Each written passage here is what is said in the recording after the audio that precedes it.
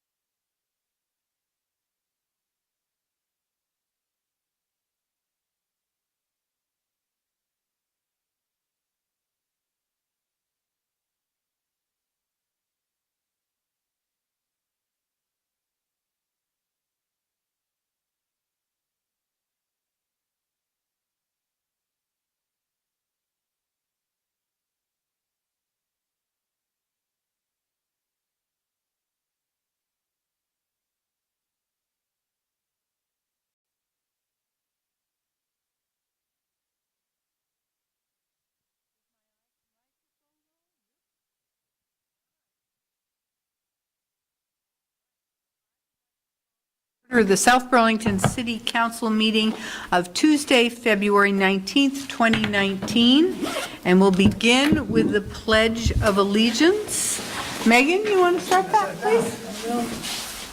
Pledge allegiance to the flag of the United States of America and to the republic for which it stands, one nation, under God, indivisible, with liberty and justice for all.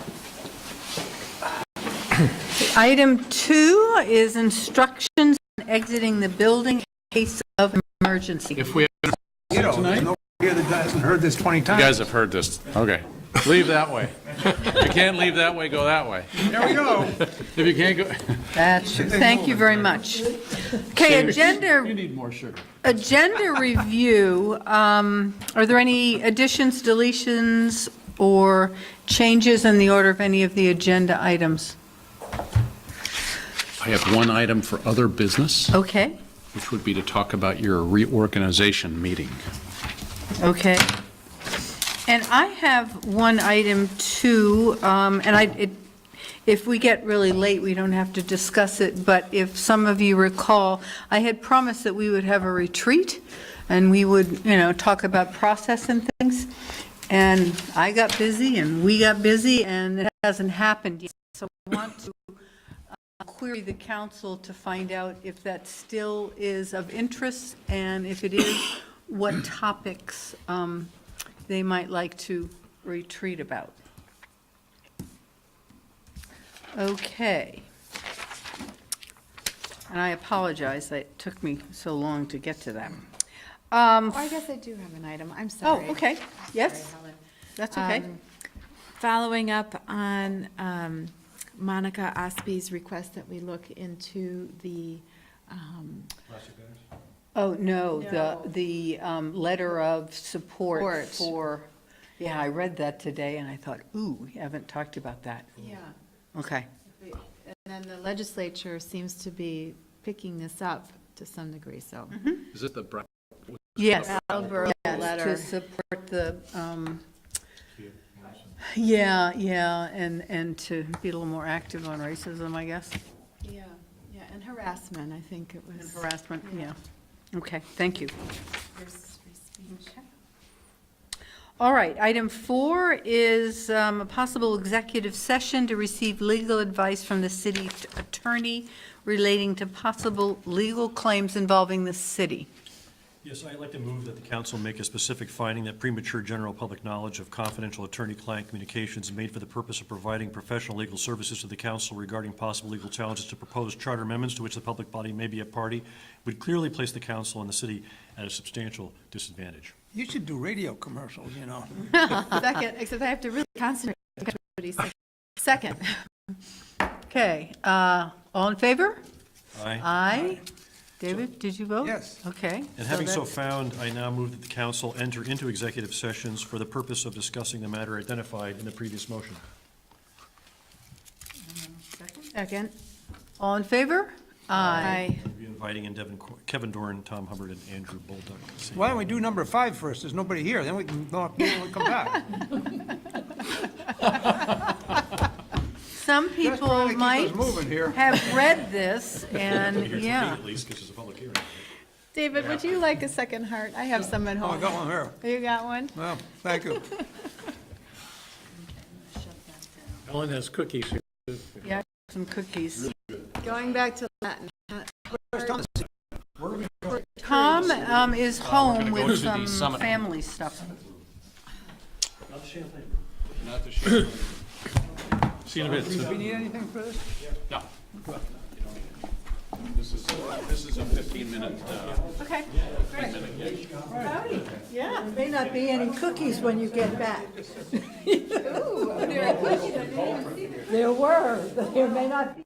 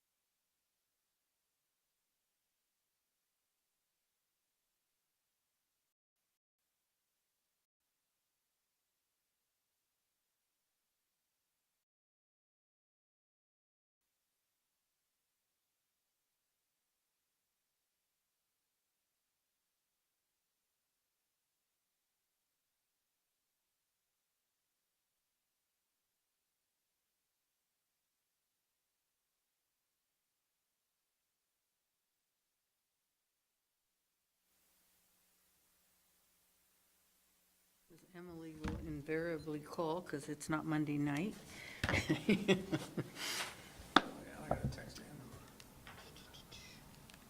All right, I would like to call back into order the South Burlington City Council meeting of Tuesday, February 19th, 2019. And we move on to number 5, comments and questions from the public. And seeing none, we'll move on to number 6, announcements and the city manager's report. So Megan, would you like to start? I don't have anything to report other than you all saw I wrote the Counselor Corner that came out last week. I sent you a note on it. That was crystal clear. Yeah. Very it was good. really very Very good. good. And you reposted it on the Neighborhood Watch, or was it, I'm not allowed to, but Oh, I someone think else somebody did. I think some, yeah. oh, okay, because it was really excellent. Thank you so much. Okay, David, what do you sent out a note? Well, it's been 2 weeks since we met? That's a rarity. You don't have anything on the foundation? Or is that not No, public? I can talk just briefly about that because there's been a lot of correspondence on it. The Recreation Foundation, Jennifer Kochman has been working really hard, and I think we'll see some of that reflected in this week's paper, to bring out the vote positively for the 1% local options tax. And, and she was interested in my reaction as the foundation. I think I copied this to you guys. That, I see that the foundation's role really comes after traditional financing has been, after a plan's in place, after there's a design, when the time comes and the things, and got more momentum. And I think that's really all there is to report. I think I worded it reasonably okay in what you guys read. And I just said, we'll keep our fingers crossed and see what the vote does. And because we've got 2 members of the foundation anyway, Dan O'Rourke and Mike and John Beekler, who are adamantly opposed to any more taxes, period. And Dan O'Rourke's comments were, I didn't realize this was a role of the foundation, and I sent a note back and said, it's really not. I just tried to clarify where it was getting a little fuzzy there. It's, we'll see where we go with this, and, if the voters say yes, well, then things will, maybe we can pick up a little speed and get closer to a final plan and financing package, and we still got to get through the legislative body, and that's not going to be an easy, Steps. I guess. So that's where it's at. How are the foundation members selected? I can't recall. Arbitrarily, volunteer. Yeah, it's just The council didn't have any. it didn't have anything to do with it. This was sort of. Nor the Recreation and Parks Committee, or? They had a couple of recommendations. Jennifer sits on because she's chair of the Recreation and Parks Committee, and then Holly because she's the director of Recreation. Myself, I think Mike Simino's on it. And then there's, what's her name? She's head of, she's a leader in athletics in Burlington High School. Jeannie Holson. Was it? Jeannie Holson. Jeannie Olson, and then lives in my neighborhood, Linda Norris, and 1 or 2 others. People who are enthusiastic about recreation in the city and and recognize the desperate need for internal recreation space. Interestingly, total sideline, I'll share with you in my entrepreneurship class, the students have to develop business plans. I've got Ernie Duncan in that class. And so what he wants to do is build an indoor recreation facility focused on basketball, obviously, to get youth more engaged in basketball. He and the guy he's working with did a great presentation in class today. They said, we're not sure how much it's going to cost. Well, what they presented with no help from me at all was virtually exactly the plans we've seen. Oh, good. We'll keep them working on it. I said, keep going on it. We might be able to put it to use in South Burlington, and here's what it's going to cost. But, it's just, and their take was, there's nothing like that in this region, in this area, and it's desperately needed. So, somehow, some way, we got to pay for this, whether it's this way or we have to find something else. Well, we have a library foundation that was developed similarly, not through the council appointing people, but just the library board identifying except for where- individuals who are There interested. actually wasn't because I think they did, the Library Foundation did participate in getting the vote out for the library. So that, I think that's, Well, they're a very dedicated, specific group. Right. We don't have Right, no, I meant just the selection of the members. Yeah. I understand they were very helpful. We'll see where the vote goes. Yeah, That was an Okay. interesting aside. It was kind of fun. yeah, that's great. It's one of the rare times I see Ernie in class. I saw him on the court. He did very well. That's where he usually is. Yeah. Tim? I went to a TDR meeting, which was like, I think it was the 2 nights after we had our last city council meeting. Oh, that's right. Michael Matag is back from South Africa, so he assumed the role of chair. I stepped down for being the interim chair. And we made some progress, and we're meeting tomorrow night. I also took an initiative and visited the Burlington Tech Center on Saturday, because they had, and I went because I went to the, I forgot to say, I went to the Better Buildings by Design conference and stopped in at their public, when they opened the exhibition to the public, right, and on the second day, on the Thursday. And I just randomly stopped at this company where they do design build for industrial applications, and they had done a couple breweries, and he was going through his slideshow, and I said, stop, because there was a guy welding in their shop, and I go, how do you get people to weld? New employees. He just held his head in his hands and said, we can't get people to weld. We need employees that know how to weld.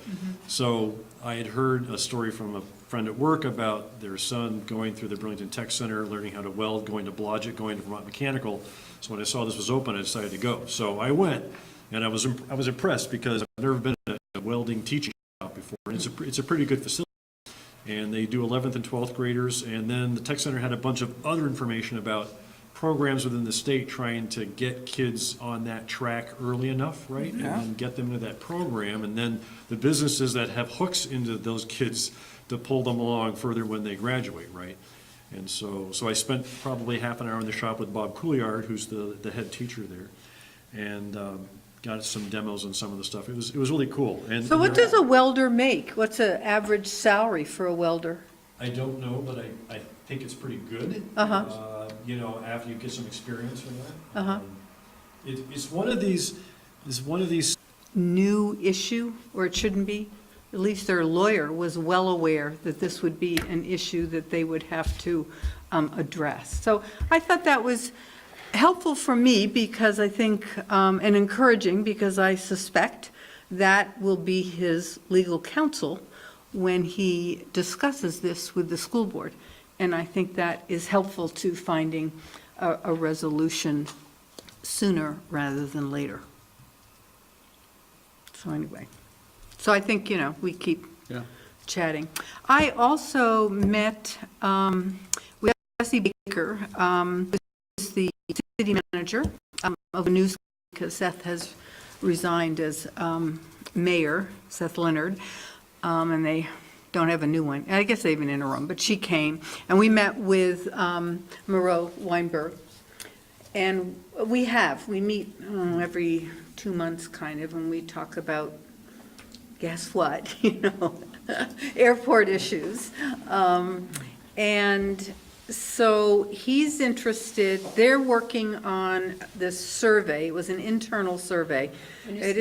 No, Burlington. It isn't finalized yet, and it's sort of their take on the advantages or disadvantages and how they stand on the regionalization issue.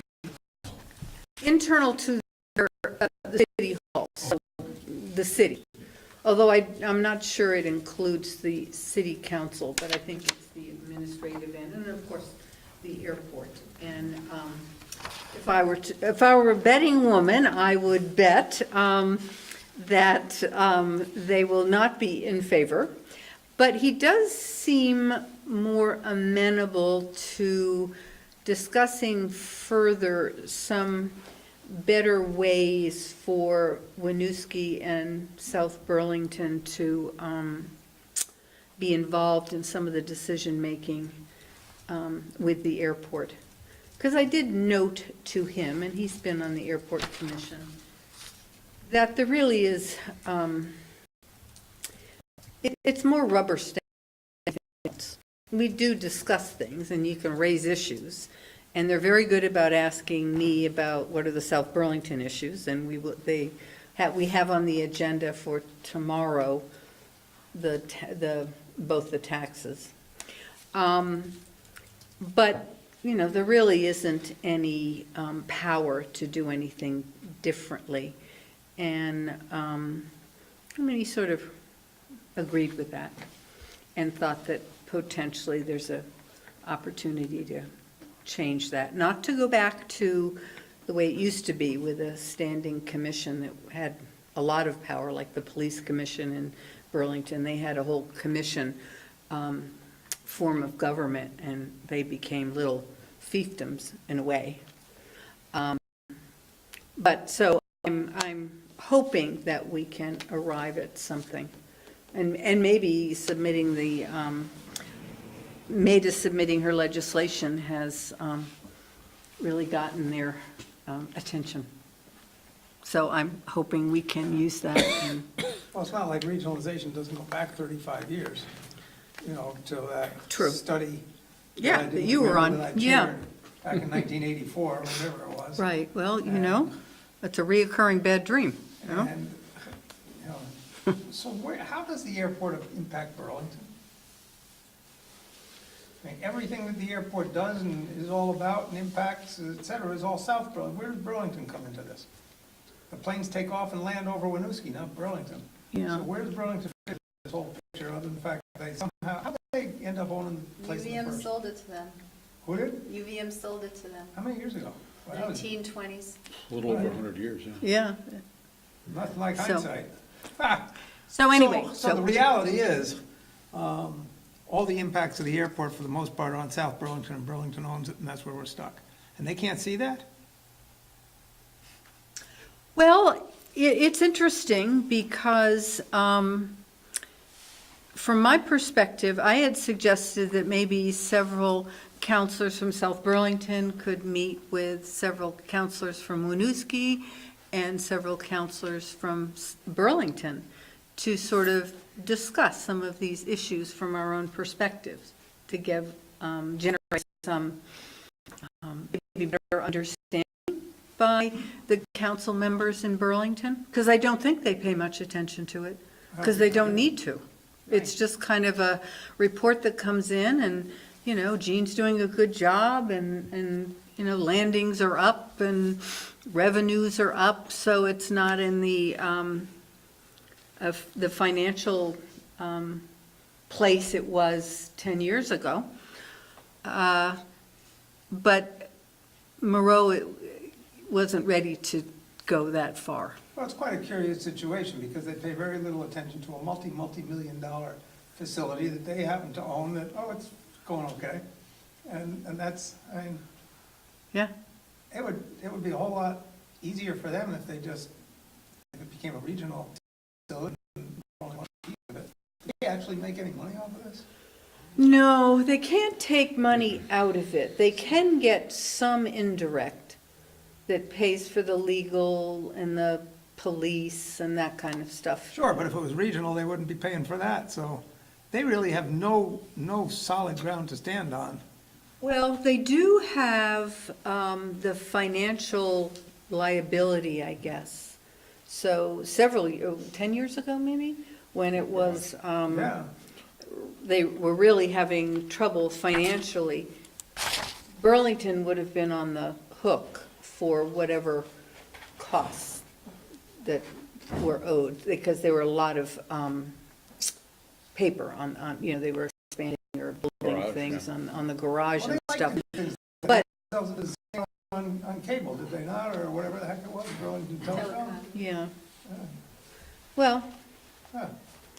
whatever, that's, We'll see. I'm just reporting, that's, kind of where I see it. So I don't think it's a totally lost argument, and perhaps some changes can be made that really at least incorporate the cities that are impacted with some of the decisions that the airport makes. We'll be happy to chat with those folks.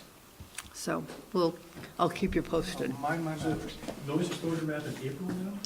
Yes, that, I don't, what I've been told, and I guess I just have to believe it at face value, information, the FAA needed some additional information from the airport, and I think the Air Force as well. And then they had the shutdown, the government shutdown, so they couldn't complete the study. So now they're back up. Hopefully there won't be another shutdown. And they're estimating April. So we'll see. And the last F-16 should be leaving next month, right? April. Yeah, Well, now it's April, because it said March, and then for 6 months, no planes. right. And then September, the first one would come, but who knows? Well, that'll be it. 6 months of no. Well, it's not quite 6 months. If the last one leaves in April. To September. The new one's coming in September. Yeah, but it isn't. I'll miss that, those jets. Okay. Do you want to talk about, Megan, want to talk about the meeting with Linda? Oh, yes, that was wonderful, yeah. So Megan and I and Kevin met with Linda McGinnis, who, I guess in a prior life, she was on the World Bank and lived all over the world. As an And economist. Yeah. she's an economist. And we asked her to meet with us, and I wanted Megan there because this cost analysis piece of the IZ was really something that Megan had really pushed and crafted, wrote it. So we were kind of picking her brain about what are some of the questions, what are the things to be thinking about to incorporate in that study so that it would be meaningful. And she was just a fountain of information. And apparently UVM and, what's his name? It's with the state, I don't remember his name. Well, anyway, there's a professor at UVM, and there's like a whole team of them who did a report for the state that looked at. Genuine progress indicator. Yes, a genuine progress indicator, Yeah. and statewide. And she thought that that could be the basis of some of our work, and potentially we might be able to find them or some money or interest to take that study and focus on a community, South Burlington, which is one of the few communities, if not the only one in the state, who is experiencing growth and looking to manage development versus, come on down, have we got open space for you? And so it was just very exciting. Do you have anything else to add? I think that was really good Yeah. report.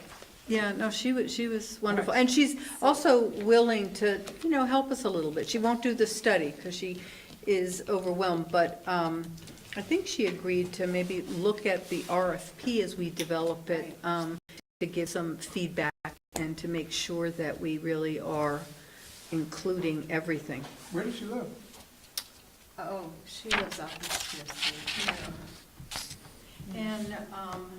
And she was really adamant, I think, about how important, including the sort of financial pluses for having open space and in terms of wastewater management or stormwater management, the ecology of the community, that there are lots of indicators in different, that have been developed, I guess, by academics that really can help us quantify that there really is positive financial value in having open space. It's not a...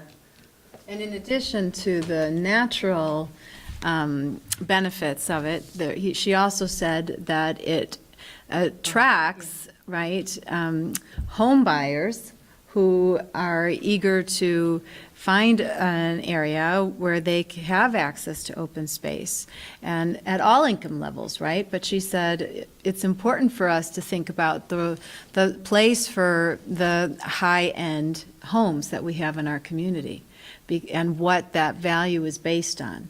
And if it is based on being, backing up on an open space area, we have to think about that as an asset to the community. So that was also something that she really focused on. And she said, she might not live adjacent to an open field, just a few blocks away. She sees that open field as an asset that she can, right, take advantage of. So she may not be paying the same rates, but she's, her rates. So the rates Her taxes do reflect that. do reflect that proximity to that area. So she said it's also with regard to the tax base. And I thought that was, It was just really, interesting. So yeah. what's the follow-up on that? There's a lot, so I've got to reach out to UVM and also the Vermont VNRC and the Smart Growth Collaborative. Yeah, and, yeah. And get their material as well. Not online. I tried to find it and I couldn't. But anyway, try us get our arms around this study, and hopefully the UVM team, they've got a dozen economists working on this stuff, will be able to advise us on the best way to go about doing this. Because the legislature paid for that original study, Good. for, statewide. So are we supposed to have that study done within the 9 months? That's a heck of a push. Optimally, but it might not be. It's going to be hard to come to a final conclusion on the results of our interim zoning without the study. right, right. But we kind of assured everybody we wouldn't go beyond 9 months. So let me see How are we if, going to pull that off? well, we have to contact that professor. I'm pulling up the documents now. We should document. Yeah, it's really pretty interesting. I think it sounds fascinating. So anyway, and managers report. Just a couple things. I reached out to Colonel Smith of the Air National Guard about having him come in and update us on the PFOA issues, as you had discussed a meeting or so ago. And it looks like your meeting on March 18th would be the night that he and his environmental team would come in. Let's see, Just organization. FYI, Will we it get doesn't matter, someone- I'm not here that night. You're not here on I'm that. not here on the 18th. Eric Zensi is the That's UVM. right. So we should contact him. Yeah, yeah. And are we getting someone from the state To do the. to Yes, discuss that too?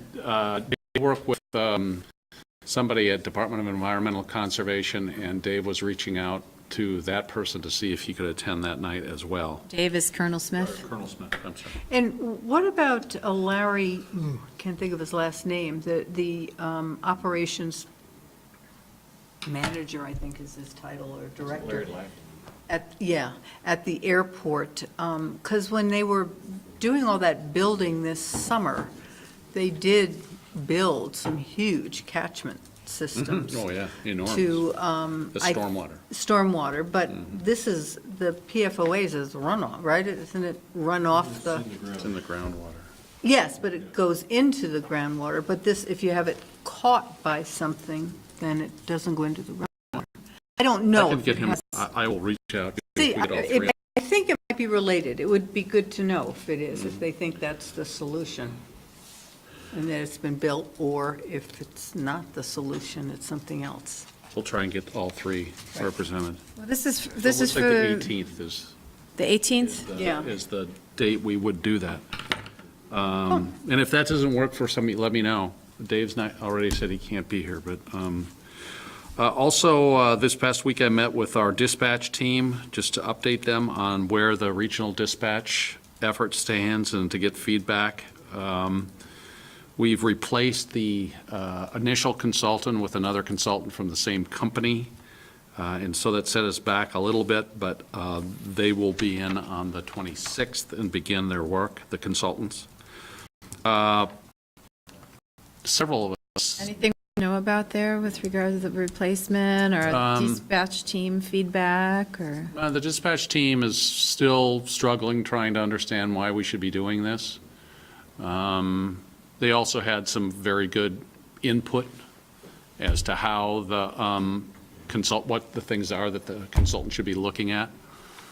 The problem with the initial consultant, frankly, is that individual came in and met with dispatch teams from all over and did not have a good rapport with them. I'll just leave it at that. And so we asked that a new dispatcher, or a new consultant come in, and actually two of them will now take on the project, including one person who spent a career in dispatch. Tom, I think, was in this, no, you were gone. Paul and Justin and I met with the folks from Bike Share this past week. I was there for that. That was a good meeting. Yep. When was it? That was Well, you were back, so that's all. Gotcha that's Bike. Thursday. That's Was it? Thursday. Okay. And they're talking about electric bikes, and they're also talking now about scooters.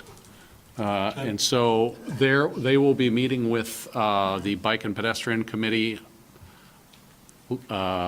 soon, and be talking with the Bike and Ped Committee, and then the Bike and Ped Committee, I'm sure, will have a discussion with the council coming out of that meeting about the future of bike share in South Burlington. Lots of lime scooters sticking out of snowbanks, that'll be interesting. I know. Well, the thing we have to keep in mind is I really think it's for the hill in Burlington, too. I mean, that's, the hill in Burlington, the electric. Scooters yeah, and electric Will bikes. help, yeah. And lastly, recall, or your next meeting is the joint meeting with the school board the night before annual that's meeting. right. So on the 4th, in all likelihood, we'll be meeting over at the Tuttle Middle School cafeteria, as you have in years past, and that will be a budget briefing. And then there's been a candidate forum in the past afterwards. I don't know where that stands. I mean, it's kind of Who's been in charge of that? Well, Vince- nobody really, I can reach out to Vince if you want to do it. But Vince had to cancel the debate, right? So. The debate.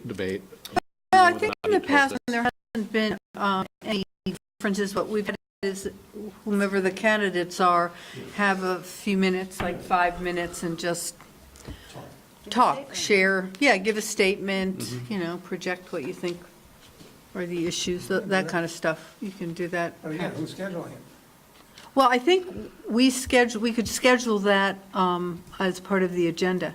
We would have our city meeting and town about the budgets, and then adjourn, and then you guys could each have 5 minutes, and, I mean, since I don't even know if Mr. Davis will be there or not tonight, that night. right. But it gives you an opportunity in the To public address the public.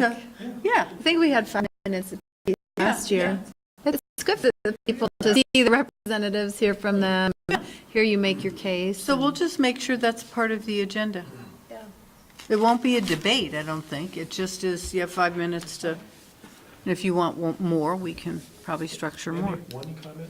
Yeah, In addition to You may. Kevin's talk about the dispatch. So did you catch the VPR segment they did on the need for regionalization for emergency medical services in some of the outlying towns? Yes. Oh, Well, it's been written up. they're just like, they're short on people. They need to do something drastic in order to maintain the coverage, because some ambulance service just went out of business, because they just don't have enough people or money. And so I think this is another one of those examples, right, where regionalization is going to help with efficiencies. Yep, I agree, too. well, and meet an absence of providers. Right, there might not be anybody to dispatch, that's true. Well, but look how many Or EMR, they might be driving for We an hour to have. get there, which is like a Yeah. really bad scenario. okay. Reports from counselors on committee assignments. I'll just very briefly, Channel 17 met. Tomorrow is what do they call it? Legislative Day for Nonprofits. They'll be there. They actually are going to ask as an entire group, not just Channel 17, the legislature for a small amount of money. Comcast funding that funds all of the public access television across the state has gone down because it's related to subscribers, and people are using Netflix and other things and not buying cable, so that dollar figure has gone down. So everyone is in a financial quandary. So they're looking for, they're going to ask, actually, they're not asking for money. They're going to ask for a summer study and to really think about, so how else can we have public access if funding from Comcast isn't there to support it to the extent and how important it is, that kind of stuff. We also are embarking on some really thoughtful ways to raise money to make up the deficit.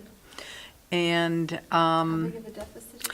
well, we have several $100,000 in the Vermont Community Foundation, but we had to withdraw $60,000 last year to do some infrastructure issues that we needed to do. So it wasn't operating budget, but it was the capital improvement that is important. But you only can go so many times and take out $60,000 and then poof, it's all gone. So we're looking at ways to really make a case for more public support.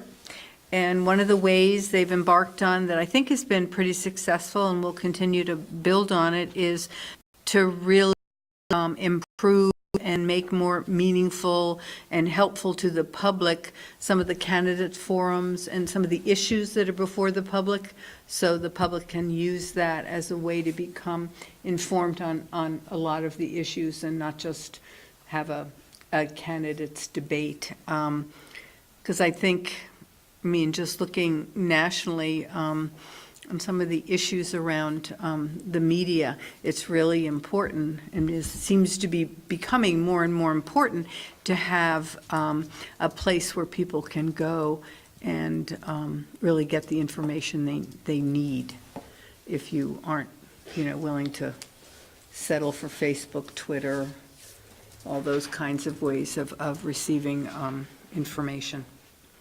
So that was kind of the gist of our conversation. Any other committee? Tom isn't here. I do. The IZ committee. Oh, yeah, okay, great. We met 2 weeks ago, and we are putting together our kind of categories, prioritizing categories for analyzing or assessing the value of land, of open space. And so we're going to be pooling those responses at our meeting tomorrow, which is tomorrow night at 7 o'clock here in City Hall. And it's a great group of people. We don't have anything yet to report. We're just now in the building stages, trying to put together the steps in order to get to our final goal, which is to have those list of prioritized plans. So. And TD, are you, yeah. Still discussing aspects of it. I think we've decided that we should produce a fact sheet. That should be one of the deliverables from that committee. It'd be 2 or 3 or 4 page, hopefully not much more than that, but something that really concisely details what you don't know about TDRs. So how do they start? Where do they come from? How many have been sold? Where do they go? Where they come from? And then maps to help you understand that, and maps to help you understand where they could go in the future. So, and that would just be the base, and then the question is after that, what do we do? What sort of suggestions could we make for future changes? Mm-hmm. We'll be meeting tomorrow at 7 o'clock at the police station. Great. Good, okay. Charlie lets me know that cctv.org on February 12th, they recorded a public forum on scooter bike share proposal for Burlington. So that was at Contoy's Auditorium. So if you go on cctv.org, You Oh, can we see can that learn public about it. forum Great. and learn about it that way. Thank you. Thanks, Charlie. Okay. Okay, item 8, consent agenda. I would entertain a motion to approve, consider, and sign disbursements and the minutes of January 7th and January 28th. Second? Okay, any further discussion, or any discussion? All in favor? Aye. Great. January 7th is in there. Okay. So item 9, we're running a little bit late, but welcome, Ron. We have a presentation of our FY18 audit. So Ron, you want to come forward? And Janice, you're going to just be here for any questions? And I'm sorry, I'm Josh. Josh, okay. Josh Quaid? Quinn, okay. Josh is the brains of the outfit. Oh, okay. And you're the face. I'm not sure what I am anymore, to be honest with you. Good evening. Good evening. So it's good to be here to present your 2018 audit. I'm certainly not going to go through 100-plus pages, but I'll hit all the highlights of it. The financial condition of the city improved from 2018, from 2017 to 18 by about $40,000. You went north to a little more than $1.4 million of fund balance or surplus, as we know it. And it's not a lot, but it's an improvement for sure. Based on a $23 million general operating, actually $24-ish million general operating budget, we like to see it 30, 60, 90 days, of that. And to put it in South Burlington terms, somewhere around 2.4, 4.6, $6.8 million in that range, lowest to highest. Where are you at? A little over 15 days, about 17, 18 days, which is where you were last year. Maybe a day more. So it's tight. You guys run tight budgets here. There's certainly, a lot of accuracy. And when you're running a $23 million budget, there's not a lot of room for error. And I think that for the past 3 or 4 years that we, have been part of these budgets, they've been tight. You've returned, some money back to the bottom line, which is really why you've been able to maintain your financial condition. So improvement, is the way that I would do it. And anything helps, certainly in this day and age. Some talking points. Under projection, there was a couple of charges for service, and I think in the highway department and police department for what you had budgeted originally, they came in under budget. Another talking point would be your recreation department, your enterprise fund. It's in the about $100,000, and certainly you guys are aware of that, and there's a plan to come out of that. We support it. We certainly had a lot of conversations with Tom and Sue, this past year about, how, what their plan was, how to address it, et cetera. And I think it's something that's closely being monitored, and we'll continue to look at it, but for now, I think that it's the right place and certainly the right time. And I think there's plenty of opportunities to bring that out of the hole. I just don't think it's going to happen all in 1 year. I think it's going to take a plan of 3 to 5 years, that they have in place. So. Your TIF was in a full-blown swing this past year.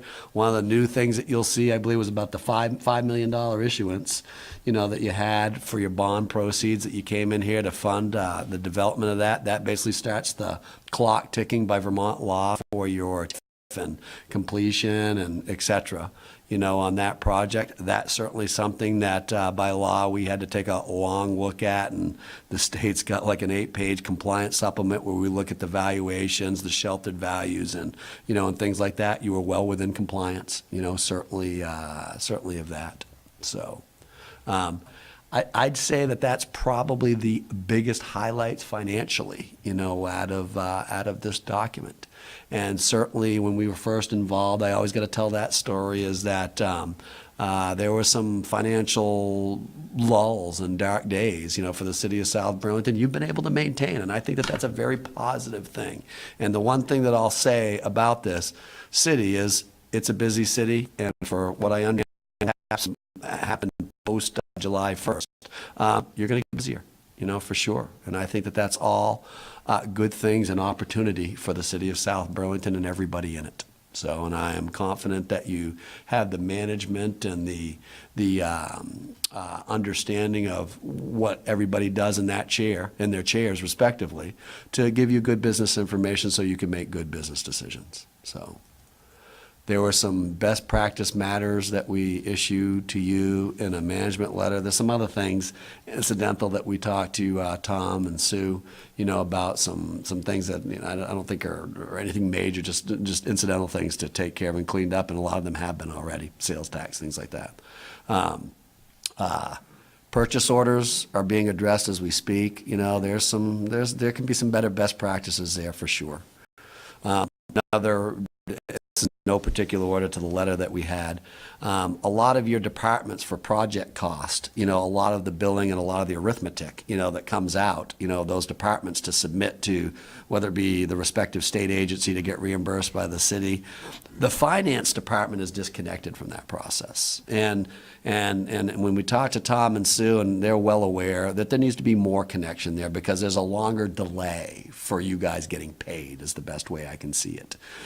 So I think if the finance department's involved, in that, and I don't think it's anything malicious, I think it's time. I mean, your department heads are busy, for sure. And I think it's a function of time. And I think that in talking with Tom and Sue about it, I think that there's some easy fixes. And I think that the finance department, we're involved, I think connects, your repayment, of the money that you're putting into some of these projects, for sure. Budgets. There are budgets put together, and the one that stands out to my mind, the first is a paving budget. From an outsider looking in, and I don't want to minimize, the Public Works Department, for sure, and that's not the intent of it, but from an outsider looking in, we just question the process as far as what's being budgeted for paving, how it's being spent, but more importantly, some of the volume of the money that's being carried over from year to year, for whatever reason that these projects aren't getting done, maybe the priority list has changed, et cetera.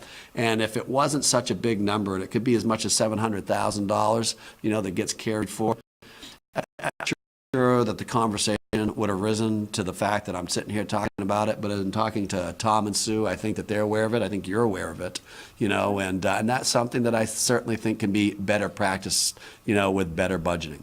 And if it's the fact, that it's a project that gets delayed, then there should be some process in place that allows you to delay that and put a number on that where everybody knows. And it looked like that the process could be better, and I think that that's something that we continue to work with you all on, just being a sounding board on how you can do that process. And I would argue the same for stormwater, as well. That's been a busy department as well, and I would say the same for that too. So in sort of layman's terms, if you want to use the $700,000 figure for the paving, yeah. Is what you're saying in terms of the public understanding that it's that $700,000 that was not spent in FY18 had been earmarked for X, Y, and Z, and for these reasons, it was not expended, but the anticipation is that it will be the next year? Is that the kind of? Correct.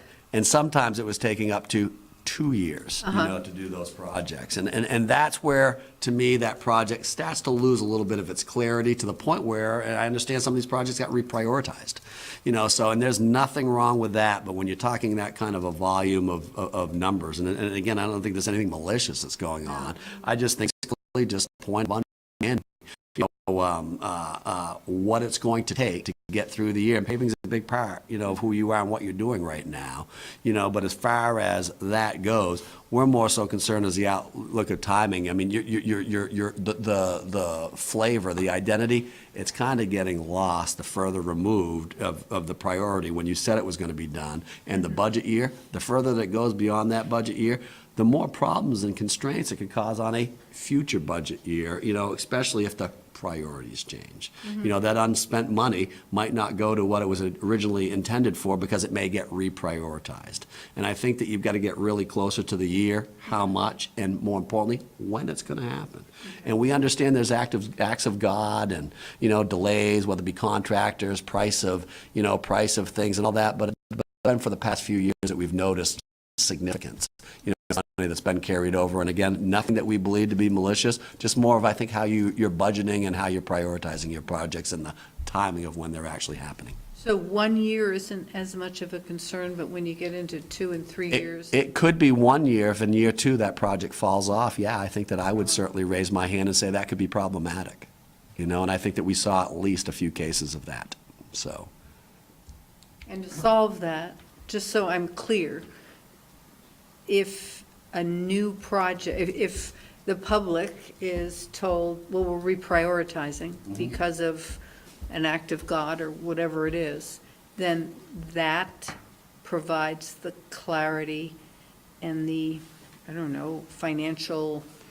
I think it does, and the reason why is you're assigning a project to $700,000, and to me that's what it's all about. If you're going to, not spend $700,000 that you initially said that you would, yeah, I think it's important, that the closer you get removed from the end of the year, that priority list be attached to that number is what I'm saying. All right. Well, there's also the fact that when it comes to transportation and roads and paving, you've got the impact of weather. And, if the weather is crappy and they get behind, and then the contractors are all trying to make up time, the contractors are going to say to somebody, we're just not going to get to your project this year. We can't do it, because there are a limited number of contractors that do the work. So, when it comes to paving, you do have weather and contractor and supply factors, and also, as you said, the price of materials fluctuates.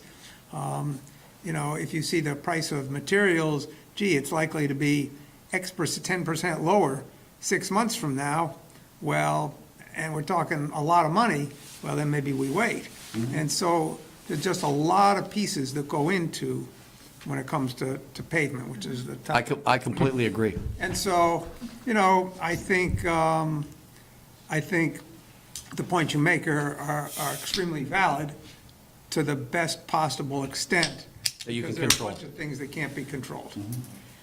But I also want us to look on the city side, and a question I have, since he talked about 2 things housed under Public Works here, the paving budget and stormwater, is how, understaffed might be. Are these things that require perhaps more manpower to get things done? Or is that not the issue?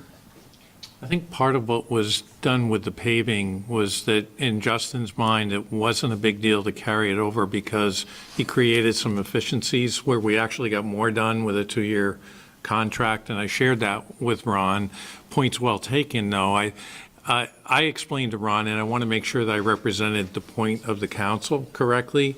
As Justin came in last and we questioned him about it, because I know as city managements, we got a lot of calls that year about, I haven't seen a truck on the road all year paving the roads. What do we got going on? And correct me if I'm wrong, but I think the decision was made that the council wanted to see Justin submit those bids on a yearly basis and have the bidding process done so that we could get the trucks out there as soon as the plant opens up in the spring.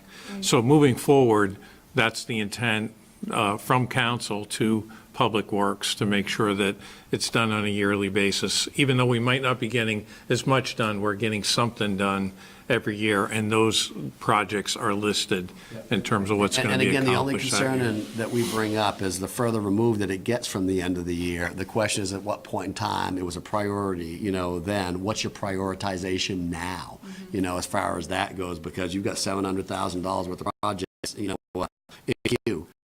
is it now $1.9, $2 million?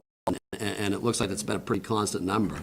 And it sounds like for many reasons, for sure, Mother Nature, being one of them, and maybe just understanding, better, now. But, But I don't think, again, it's nothing, absolute, no knock whatsoever. Clearly on the people that are involved in the process, just more of outsiders looking in saying, for the past few years, the numbers have been constant and big, so. I do think the council was apprised of that in a timely way. Right. I mean, I can remember the conversation, so it isn't a surprise to me, or. Any of the things in the management. And that just tells you that things are working here, and I think that that's a validation of not only the process, but the people that are giving you the information. So you all can make business decisions based on that information. It just tells me it's working, so. But I appreciate you bringing that up, because I think it points out that we need to have our roads paved every year. So if there's a budget every year to pave the roads, pave the roads. Because the longer you wait, the more they get torn up, right? So, and I think that signal's gone out pretty strong, so I don't think we have to worry about it now. And again, just as an outsider looking at doing this for 30 years, the longer you get removed from the end of the year, and those products, maybe something else comes in and takes a priority, so that takes a back seat and actually ends up costing you more down the road. I mean, there's so much. Right, sure. But the fact that we're having this conversation and that you already know about it, I think is nothing but positive, so. Are there any other questions people have? We had talked a little bit about the salaries, and did that come up in your overview of the, of the books, the city books, in terms of paychecks and correct amounts, getting, is that some? The payroll issues, yeah. issues? Well, there was an issue with payroll, as I Yes. recall, for sure. Yes. And I recall that it was like discussed at length, and I actually even think it came up, when I was here, last time, just in a different matter. But I believe, if my recollection serves me, that we did a separate letter on that, and I believe that there was many conversations that happened, and our actual, and a lot of it went back. I'm going to go back to 2017, more prevalent in 2017. I think we found one instance, in our test, that where there was a miscalculated check. So clearly improvement. We certainly had that conversation with you all. We're confident that there's a lot, the whole process has changed. So I think that, and why do I know? Because when we interviewed to do the audit again, that very question came up for sure, back in, I would say, May. So I am confident that you all knew. I'm confident that your management has changed its process to the point where it's got, that process sitting in chairs now that it wasn't sitting before. And there's other things clearly that happened to, as well to remedy the problem. But yeah, I know that was a conversation, but I actually believe it got better in 2018 for sure. So. Any other questions or comments? All right. Thank you very much. Thanks, Ron. Thank you for coming out.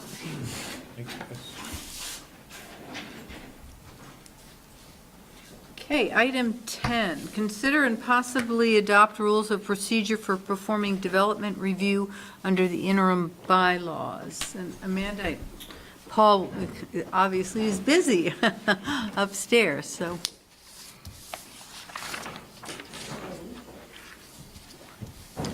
Because you're going to be doing. We each have a hard copy. I printed myself a hard copy.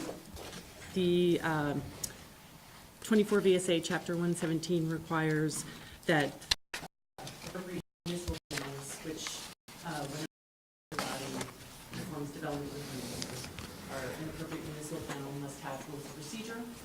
And so we put together a draft. We have a hard copy at our desks, Yes. if people want to. Oh, okay. And I did have two. It's covered with this cover letter.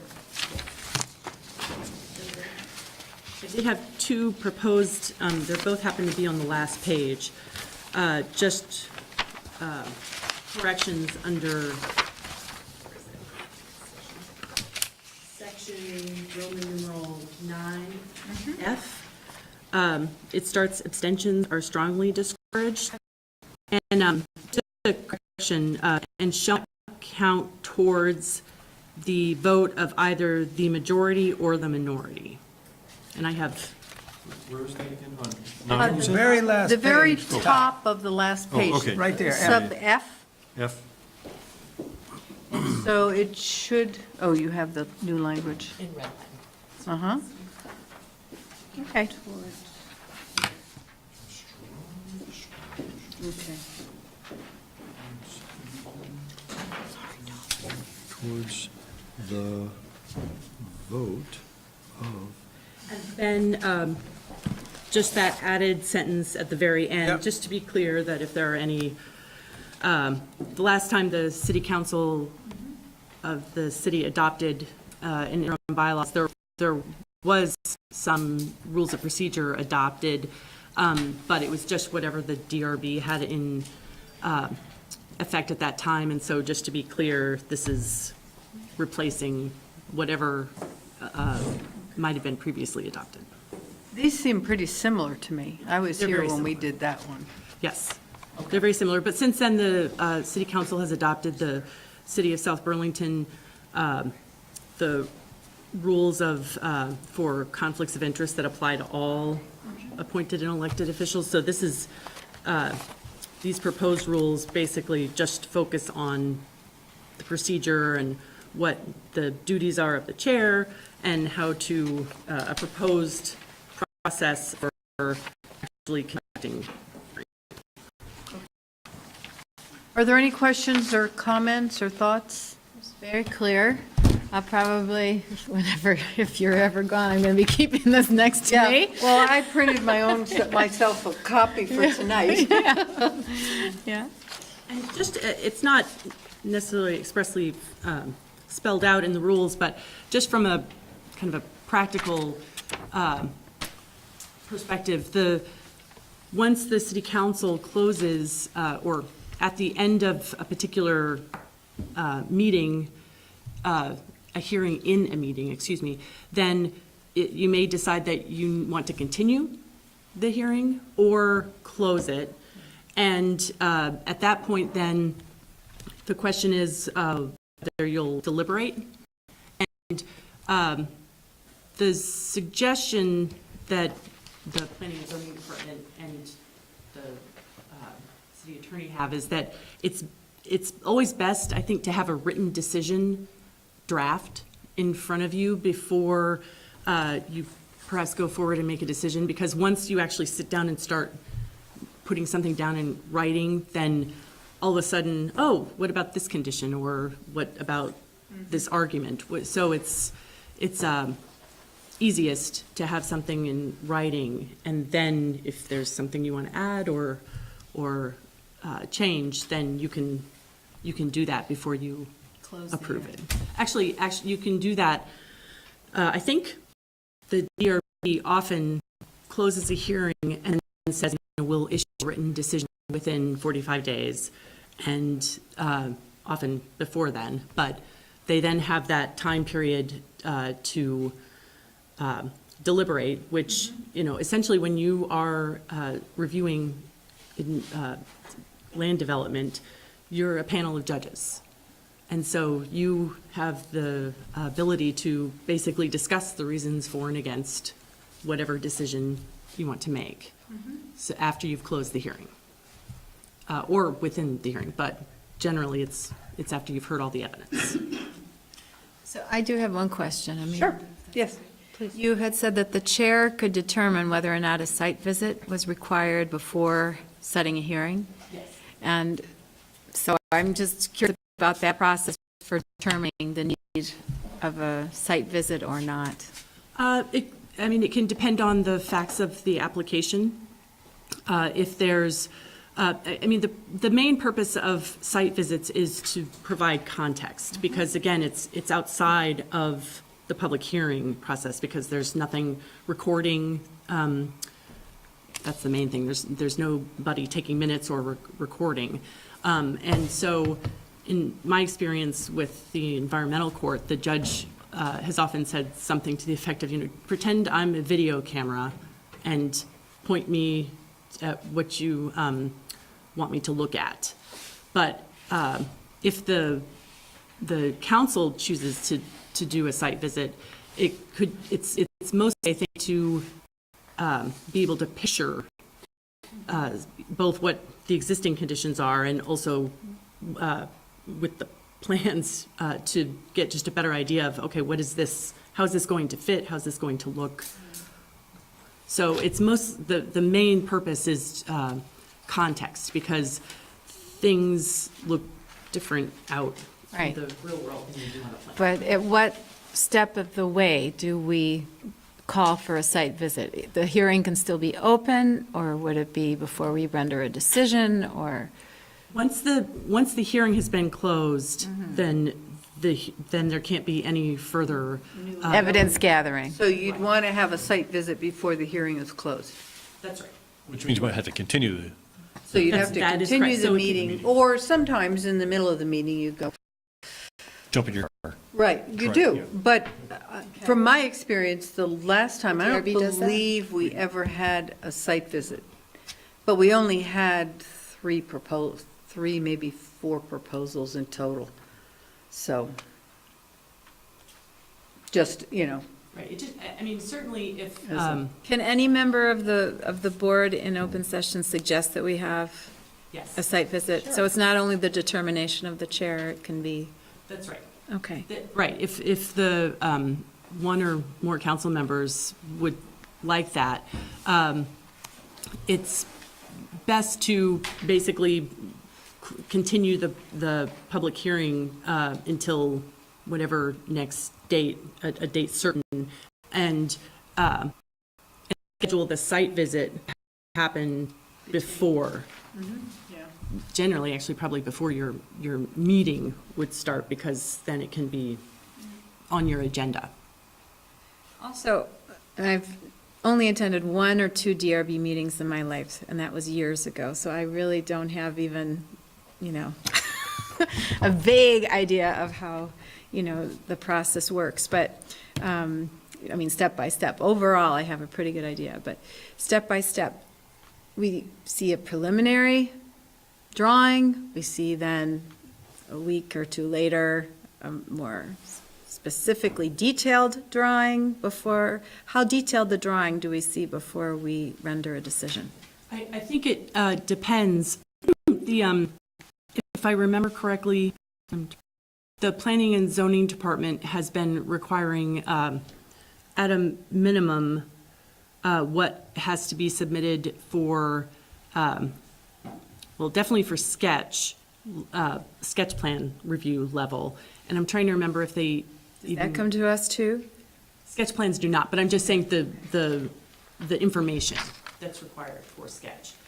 So it depends on the application for the most part, but if something comes before the council and there is a piece of information that you want or more detail that you want, then, the DRB, it is not at all uncommon for the DRB to continue a hearing while plans are updated or often in response to comments from the board. So that's very possible. If there's information that the council wants, then you can continue the public hearing and give the applicant the opportunity to submit that. But that raises a good question. So if there's an application that goes to planning and zoning and it falls under IZ and it's a sketch plan, would it come here as a sketch plan? No. No, what's forbidden under the interim bylaws are the definition of new subdivision was any complete application for preliminary plat review that had been submitted on or after, I believe it was October 25th, 2018. And so, no, sketch doesn't require review by the city council under the interim bylaws, but it's pretty much everything else. Yeah. Get my quasi-judicial hat. Amanda, I can't take my quasi-legislative hat. Do you want to talk a little bit about the council's role, what their authority is, what it is not in this particular setting? Talk Yeah, about I think the that would be quasi-judicial helpful, nature. because we've got We got sort one of- tonight. Yes. So- Yeah. So the purpose of the public hearing is to, on the record, give the applicant the chance to basically present their application, and for the council to ask questions, and also for the council to take any public comments that may arise, essentially to really delve into the details of the application, keeping in mind that under the interim bylaws, certain types of development, if they're coming before you, then they are prohibited under the interim bylaw. And the question for the council to determine is whether the proposed land development is something that you can allow despite the fact that it has been prohibited. And then there are the criteria in the interim bylaws that allow something that's been prohibited criteria.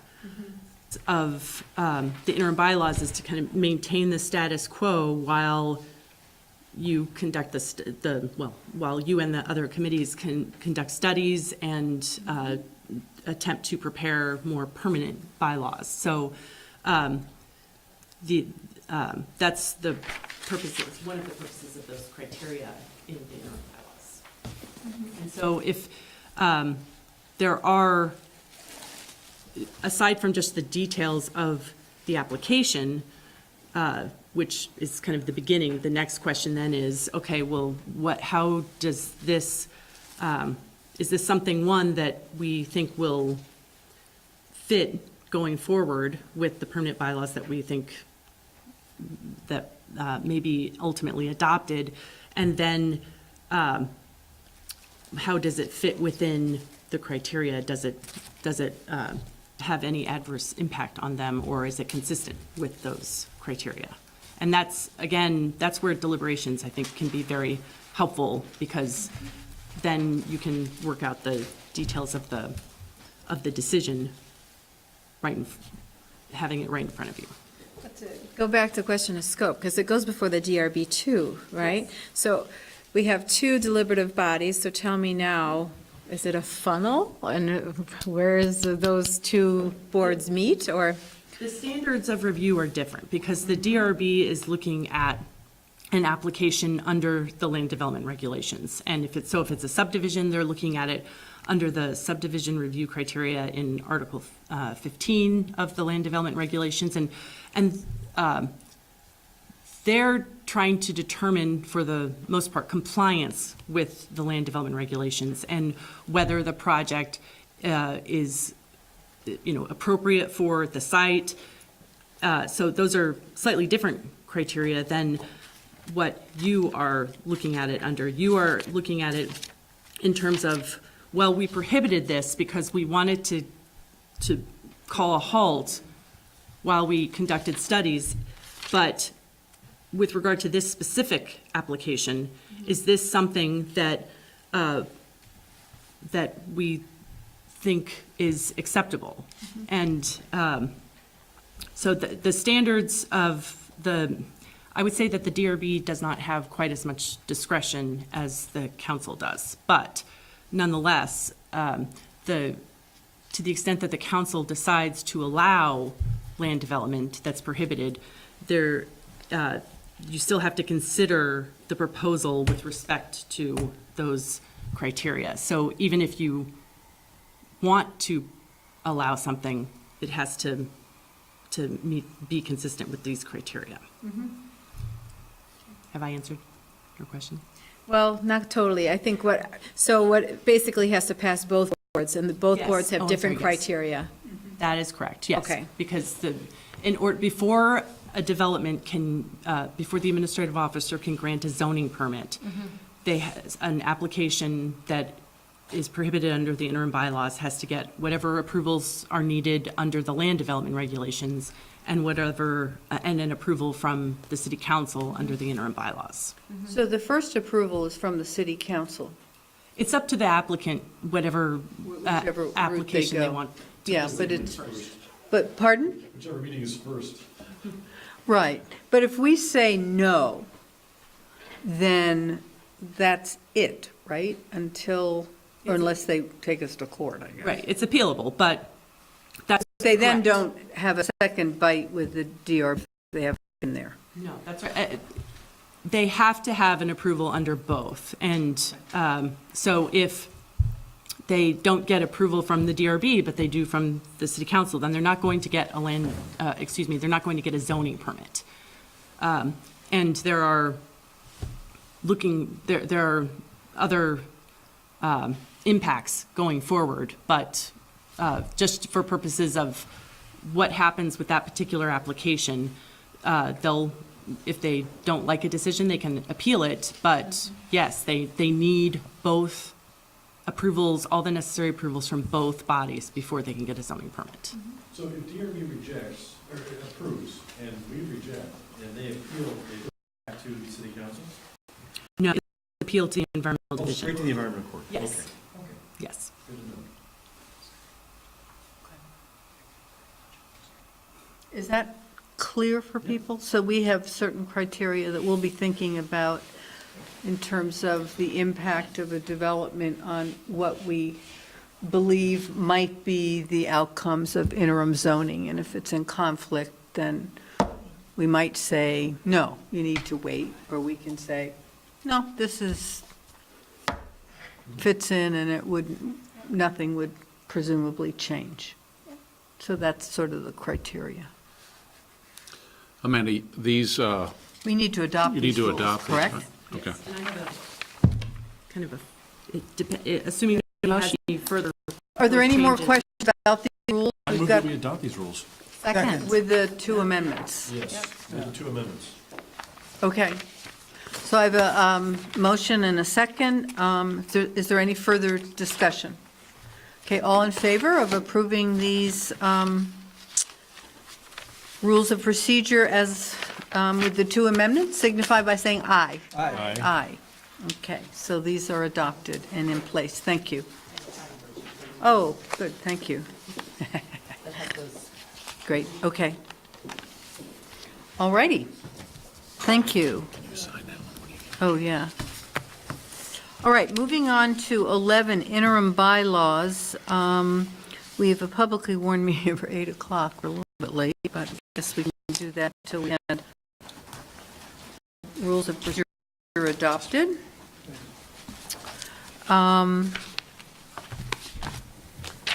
So let's see, we need a motion to open a public hearing on proposed amendment to the interim bylaws to include approximately 15.4 additional acres of land in the exempt areas to which the interim bylaws do not apply. So moved. Second. Okay, so I'll open that hearing, and we have in our minutes, our stuff, this is, as you recall, the lot, maybe Amanda, you want to describe it? Oh, sure, so This is the Eau Claire land. The vote on the open hearing? Oh, all in favor of opening the hearing, signify by saying aye. Aye. Okay, so we are ready to listen. Okay, so this is the proposed amendments to the interim bylaws, which are really a proposed amendment to the interim zoning map to add 2 parcels to the areas that are exempt from the requirements of the interim bylaws. And the 15-acre parcel, known and designated as 1731 Heinsberg Road, is depicted in pink highlight. And the other parcel would not really have anything to highlight, but it is directly across from the basically northernmost border of the 15-acre parcel. The little blue square. Yes, the little blue square that is surrounded by exempt, yes, area. And so those are the 2 parcels, and essentially if they are added to the areas considered exempt, then the interim bylaws would not apply to to those two parcels, as, along with all the other areas shown in blue crosshatch. Okay. Are there any questions? Are there comments? If there's no questions, are there any comments from the public regarding that? Okay.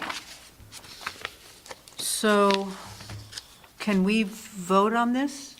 Or do we have to wait? We have to vote to close and then we have to reopen for the next issue?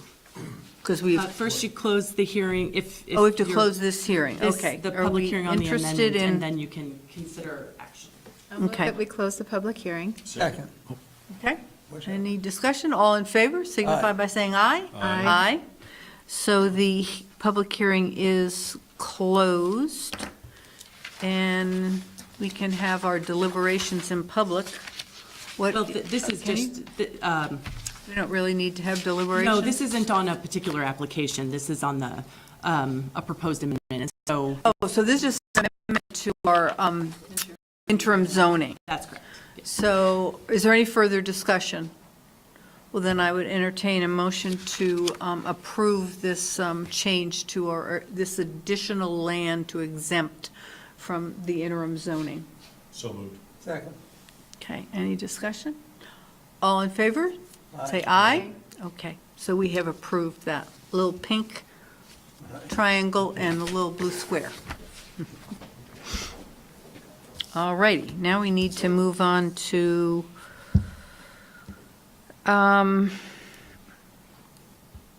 well, item C is discuss the IZ committee appointment process and possibly approve appointment of members to the committee. If you recall last time, Monica Otsby came before us and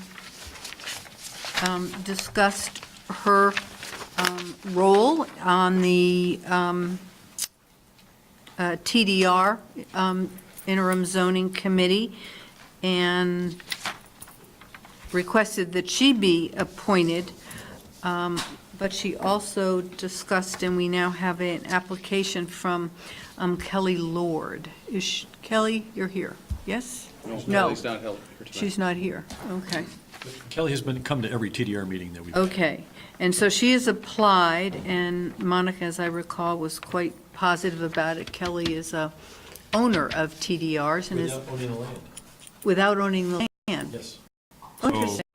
So this is a unique situation where community members attend meetings in their own self-interest, right, as others would, where they owned land that was had potential TDRs, and then sold the land, but divorced off the TDRs to maintain that ownership apart from the land. So it's another twist. You can do that. Oh, interesting, okay. So, she's not here to interview, but my understanding is she's gotten pretty high marks from everyone who's been at those meetings. Okay, yes. And is interested, and I think, from my perspective, brings a perspective and some knowledge that would be helpful for a sort of full discussion. So if you're amenable, appoint her as the public member. In place of Monica, or is that thinking of both, or what's the Well, we can thinking discuss here? Monica as well. Monica would like to continue, and we could certainly include her as well. I've had a couple discussions with Michael and with Monica, and I spoke with Jessica. The sense was, or maybe it was with you, the sense was bringing in someone brand new to fill out the committee at this point, since you've had a fair amount of meetings, might be, set you back, because you get a new person in, and you'd have to bring them up to speed. So I guess my preference would be to, Who would we be bringing, because both have been attending all the meetings. Every meeting. Right. right, so if we just wanted to have somebody else, a different public person, Oh, I see, an additional one. okay. But that would not be my preference, to bring in someone new, since we have a pretty short timeline. Right, right. Monica was our temporary appointment while Right. he was gone. but she contributed a lot, and Kelly's been at every meeting as well. Right. So So- are So- you suggesting we appoint both then? Yes, Okay. I would. I mean, I think that. Nice to have them at the table. Yeah. Okay, very good. So I move to appoint Kelly Lynn Lord and Monica Osby to the IZTDR committee. A second. Okay, any discussion? Okay, all in favor, signify by saying aye. Aye. Aye. Okay. Great, thank you. So now we move on to item D, D11, and this is another interim zoning application, IZ 19-01, of Donald and Louise Kerwin to subdivide a 2-acre parcel developed with a single-family dwelling into 4 lots ranging in size from .27 acres to 1.18 acres, and to construct a new single-family dwelling on each of the resulting undeveloped lots at 1420 Heinsberg Road. So we need to open a public hearing for this? I move that we. Don't we? It says public hearing warned for 8 PM. We do. Yeah. So I move we open the public hearing. Do I have a second? Oh, I see. Second? Okay, all in favor? Aye. Aye. Okay, so the public hearing is opened on this IZ application, IZ 19-01. So you will present this? Very good. Thank you. I'm Dave Marshall from Civil Engineering Associates, representing Lois and Donald Kerwin with regard to a proposed subdivision of their 2-acre parcel located off of Highland Terrace and also abutting Heinsberg Road. Mr. Kerwin is here tonight also to answer any questions. Is there the need to do any type of swearing in? as Yes, part I of- do need to swear you in. The So far, I said interested- everything is true. Okay. So, let's see, And all the interested. yeah, so I have to remind all present that the proceeding will be conducted in an orderly manner, and make copies of these rules available. So if someone wants the rules, I guess we can give you a copy. Are there any disclosure of conflicts of interest, including any ex parte communications? Okay. The definition of an interested person, let me find that. It's on the first page, yes? I think it's the abutters and the party who are seeking to subdivide, right? Does anybody wish to have a chance to demonstrate that they're an interested person? Okay, are there any interested persons in the audience? 1 and 2, anyone else? I live across the street. So you're in a butter, I guess, even if you're across the street, correct? So you would be an interested person? Anyone else? All right, and so then I need to, so only an interested person who's participated in this proceeding may take an appeal of any decision on this matter, so you've identified yourselves. Let's see. You'll have 3 minutes each when we get to the public time. And then I'm sorry. And what is your name? My name's Tim McGinley. Tim or Ted? Tim McGinley, okay. And so I guess I need you to all step forward, raise your hand, and you take an oath. So the 3 of you need to step forward. That does- Is it just the applicant that has to do that? You have to swear And just all the- interested persons. Anybody who wishes to provide testimony. Yes.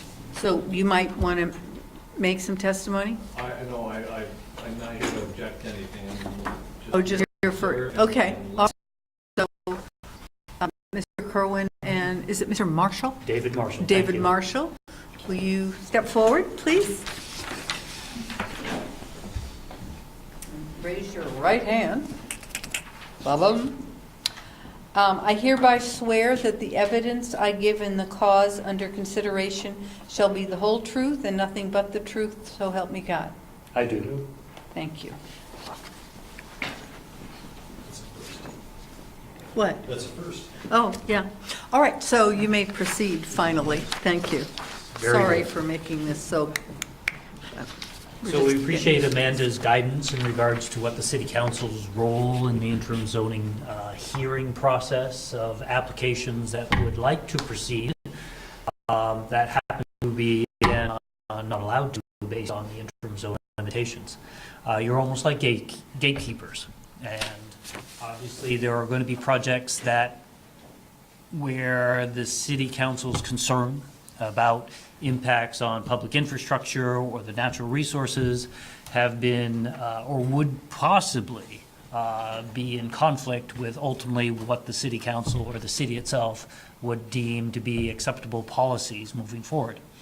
So in this particular case, we have an applicant that owns a 2-acre parcel in a developed portion of the city.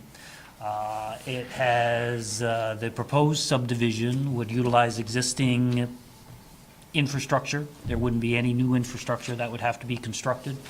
And also has very limited amount of area. And out of those particular components, didn't seem to meet the standards of an area of significant concern when it comes to forest blocks or natural resource areas, things that were very close to the city council's areas of concern as outlined in its interim zoning. That being the background, in the application package is a plan that shows the character of the area, and that's what you see down here. I'm sorry that I can turn it around for the viewing audience at home if you like. But nonetheless, one thing that when you look at this particular project, it's essentially an infill of the development area around it. And to orient you on this particular plan, north is straight up. And this is Heinsberg Road, running back and forth. And then this is Highland Terrace. And this is the parcel of interest. You can see from the ortho photography as far as the existing home sites that basically are located within the immediate neighborhood as well as the Du Bois Drive area.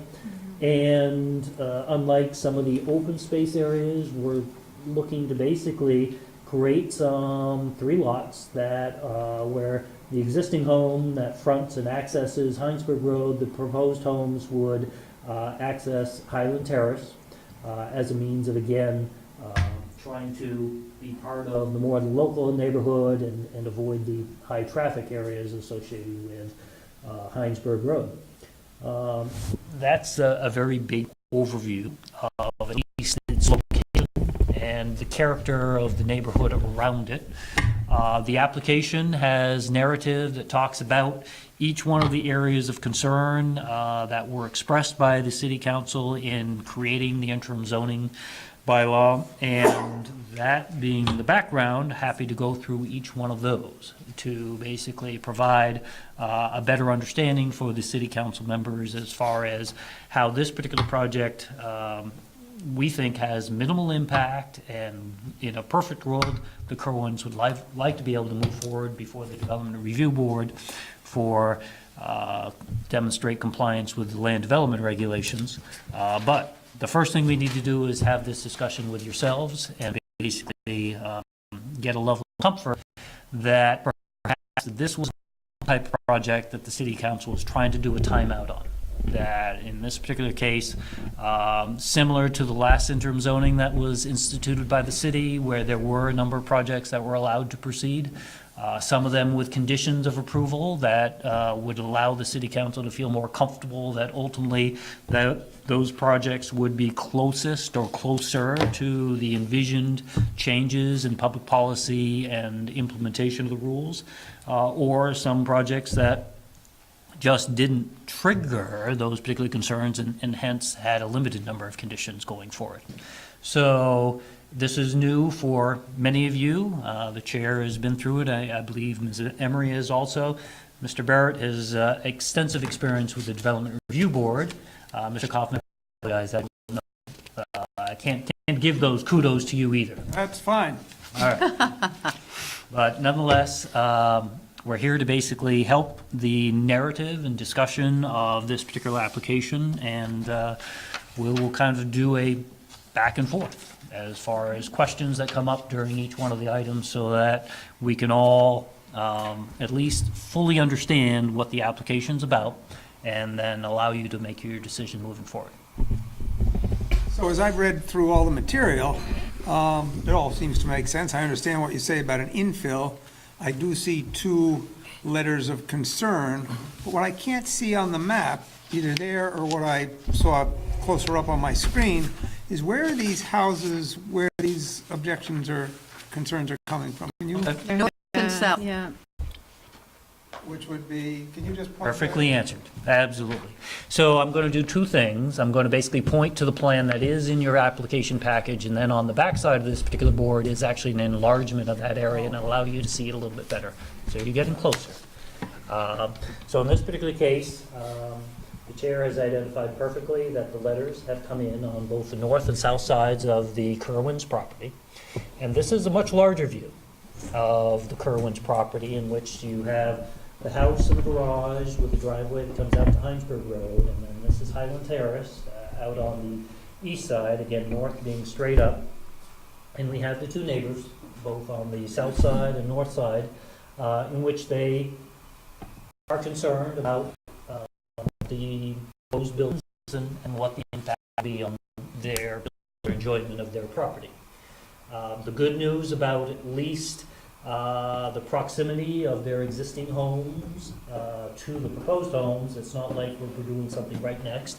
Nonetheless, the other aspect of land development regulations is that there's many policies that are embedded within the rules, both from the comprehensive plan as well as work that's done by the Planning Commission to basically identify how subdivisions should proceed in a manner that balances the issues of both public health, welfare, and safety of the community, as well as, well, some land development rights of the applicant itself. So we see many of the concerns that were outlined in the 2 letters as being the type of things that ultimately would be hashed out with the development review, as far as, screening along the common property lines and retention of existing vegetation. Not to say that we can't have that same discussion with yourselves as part of the process of understanding how to recognize what the character of the project is, and how, more specifically, I think in the bigger picture, is how can we shape the application in a way that, again, tries to adopt the concepts that the city council had, or to address the concerns the city council had when it came to dealing with open space, natural resource areas, the forested areas. Also, it talks about public infrastructure and the concerns of department heads in regards to the ability of the city to absorb additional infrastructure and trying to maintain it. So the good news about the application is that, at least on the public works end of things, and of course that's very close to me, I'm a civil engineer, is that it relies upon it, but it's already existing. And when we basically are not creating new infrastructure the city has to take over, but actually can create new paying users, for example, the existing sewer system, when you can get more people paying quarterly fees for the use of their particular sewer, or buying into the allocations that are necessary, you basically have new resources coming into the city, but no new expenses, other than ultimately the treatment plant for treating the additional gallons per day.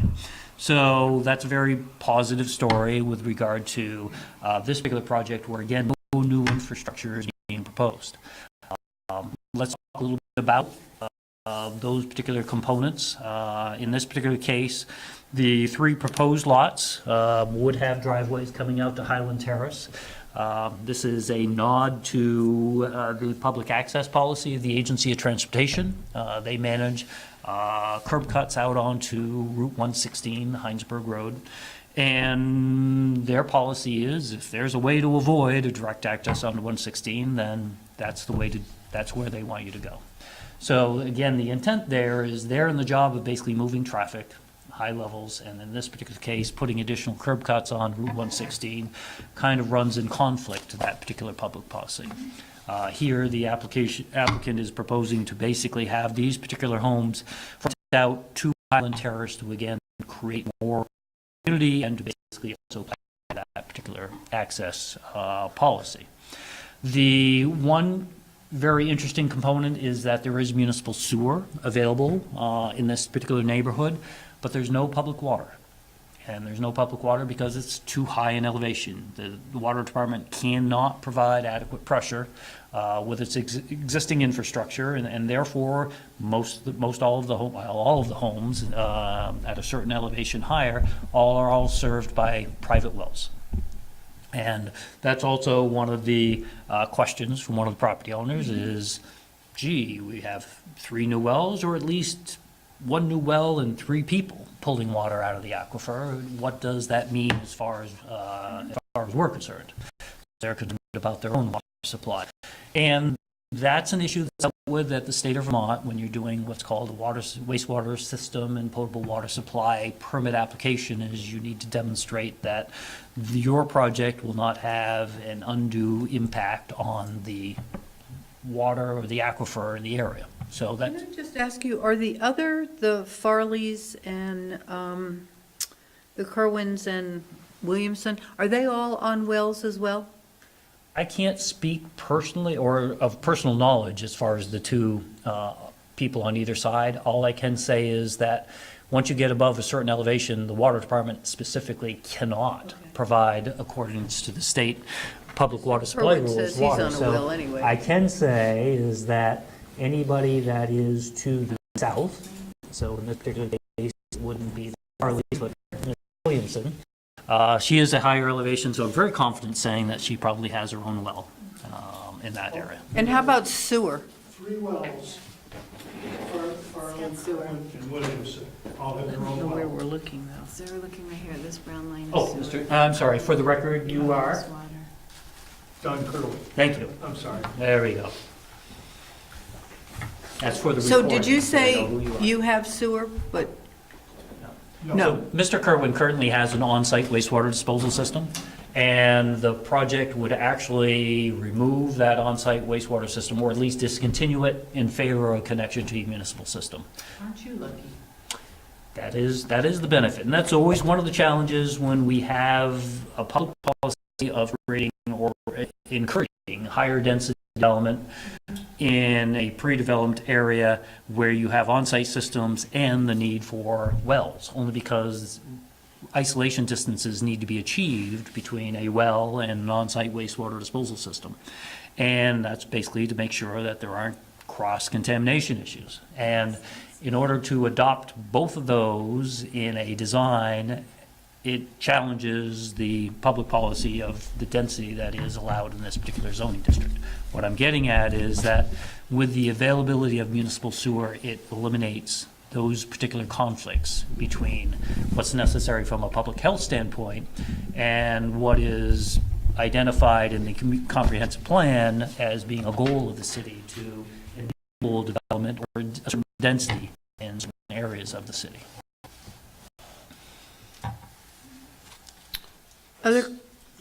Go ahead. So it's hard to believe that, and this is just an offhand comment, that the difference in elevation between the southeasternmost Butler Farms homes is that much different than the ones on Highland Terrace, that they don't have a fresh water supply from the municipal system? It's right on the threshold. It's right on the threshold. It really Yeah, is. it's on the comprehensive But yet plan. you have Du Bois, and that's on town water. And you have the development off, the Fieldstone, right? off But of Du the- Bois goes down a hill. Yeah, it does. Tim But goes to a good point, and it's an optical illusion. I drive by there every day when I go to work, and just doesn't strike you as being slightly higher, but it's enough by 15, 20 feet to put Yeah. you above the elevation of what is available as far as proper water supply pressure. I come out of Butler and turn right on my bicycle and it's fine. Fair enough. Good point. Can I ask some more questions? Yes, you may. Is this the first time the Kerwins have applied for this subdivision? So, Mr. Irwin, you've never applied for subdivision before? Never have. Because it's ringing a bell with me.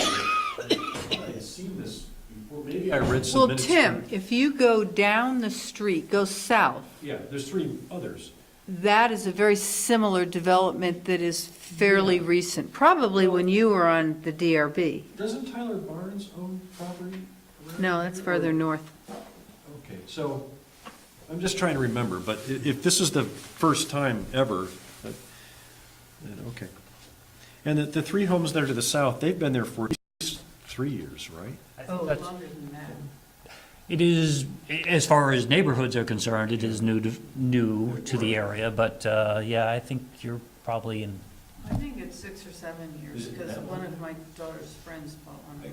I think I joined DRB in 2011, and I think I went on a bike ride because there was some issue with that. It might have been 2012 that they I were think being it's built. about 5 years, Yeah, yeah, yeah. 5 or 6. good memories. It was third. Yeah, 'cause it Doesn't was matter. during our way. Doesn't matter.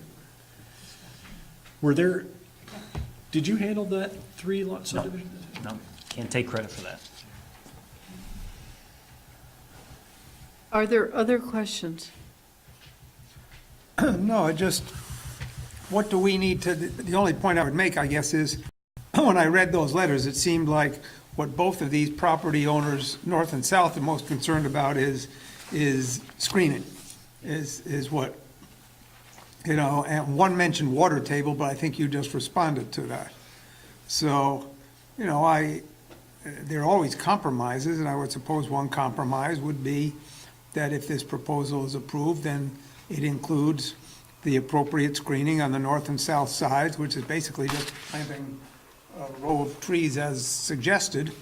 And, of course, that works in the summer and late spring, summer, and early fall, and not the rest of the year, but we all have that challenge. But I didn't see any, and then one requesting, are there any streetlights included in the project? At this point, no, I wouldn't envision that. Requested no more lighting. I didn't see any, no way I'll stand for this type of, in either letter. It's just, so I think an infill with appropriate concessions to the property owners north and south, in my mind, it doesn't fit, it within our interim zoning, and within our long-term planning, it seems to be something that wouldn't necessarily be a subject of the results of interim zoning, and probably Well, can be allowed to work forward through the planning.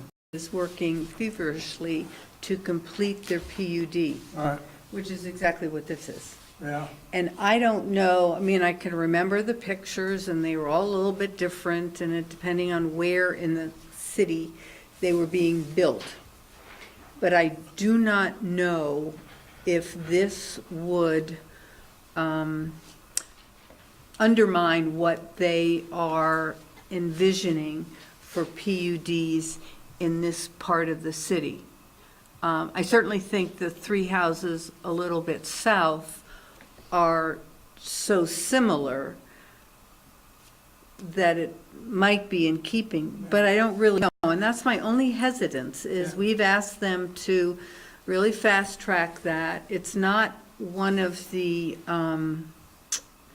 elements of interim zoning, but in our conversations, it certainly was something that they were working on that would some of the open space decisions that we make. Well, So I just put it Yeah. out there as, I mean, I don't know if they would look at this and say, wait a Do minute. to us. Yeah, what did you do to us? Is We- that worth our while then, just to check in with the planning commission and continue this at a future meeting? I've been looking at the maps, I see nothing that stands out to me in terms of our work on the open space IZ committee that would Right. put up a red flag for me. So, but I hear you when you But I talk think we've about- asked them to come up Right. with this comprehensive PUD plan, and I Right. just don't know. Yeah, we don't want to ask them to do something and then toss something and, slap them in the face, so to speak, but So, yeah, I hear you, but I'm inclined to think that it's 2-acre property. And it's not one of these 9-home developments that's just sub-Act 250 under the wire, you know? But what interests me in this is that if you look at the rest of the properties on there that aren't developed, the rest of the street could go that direction someday in a piecemeal fashion, right?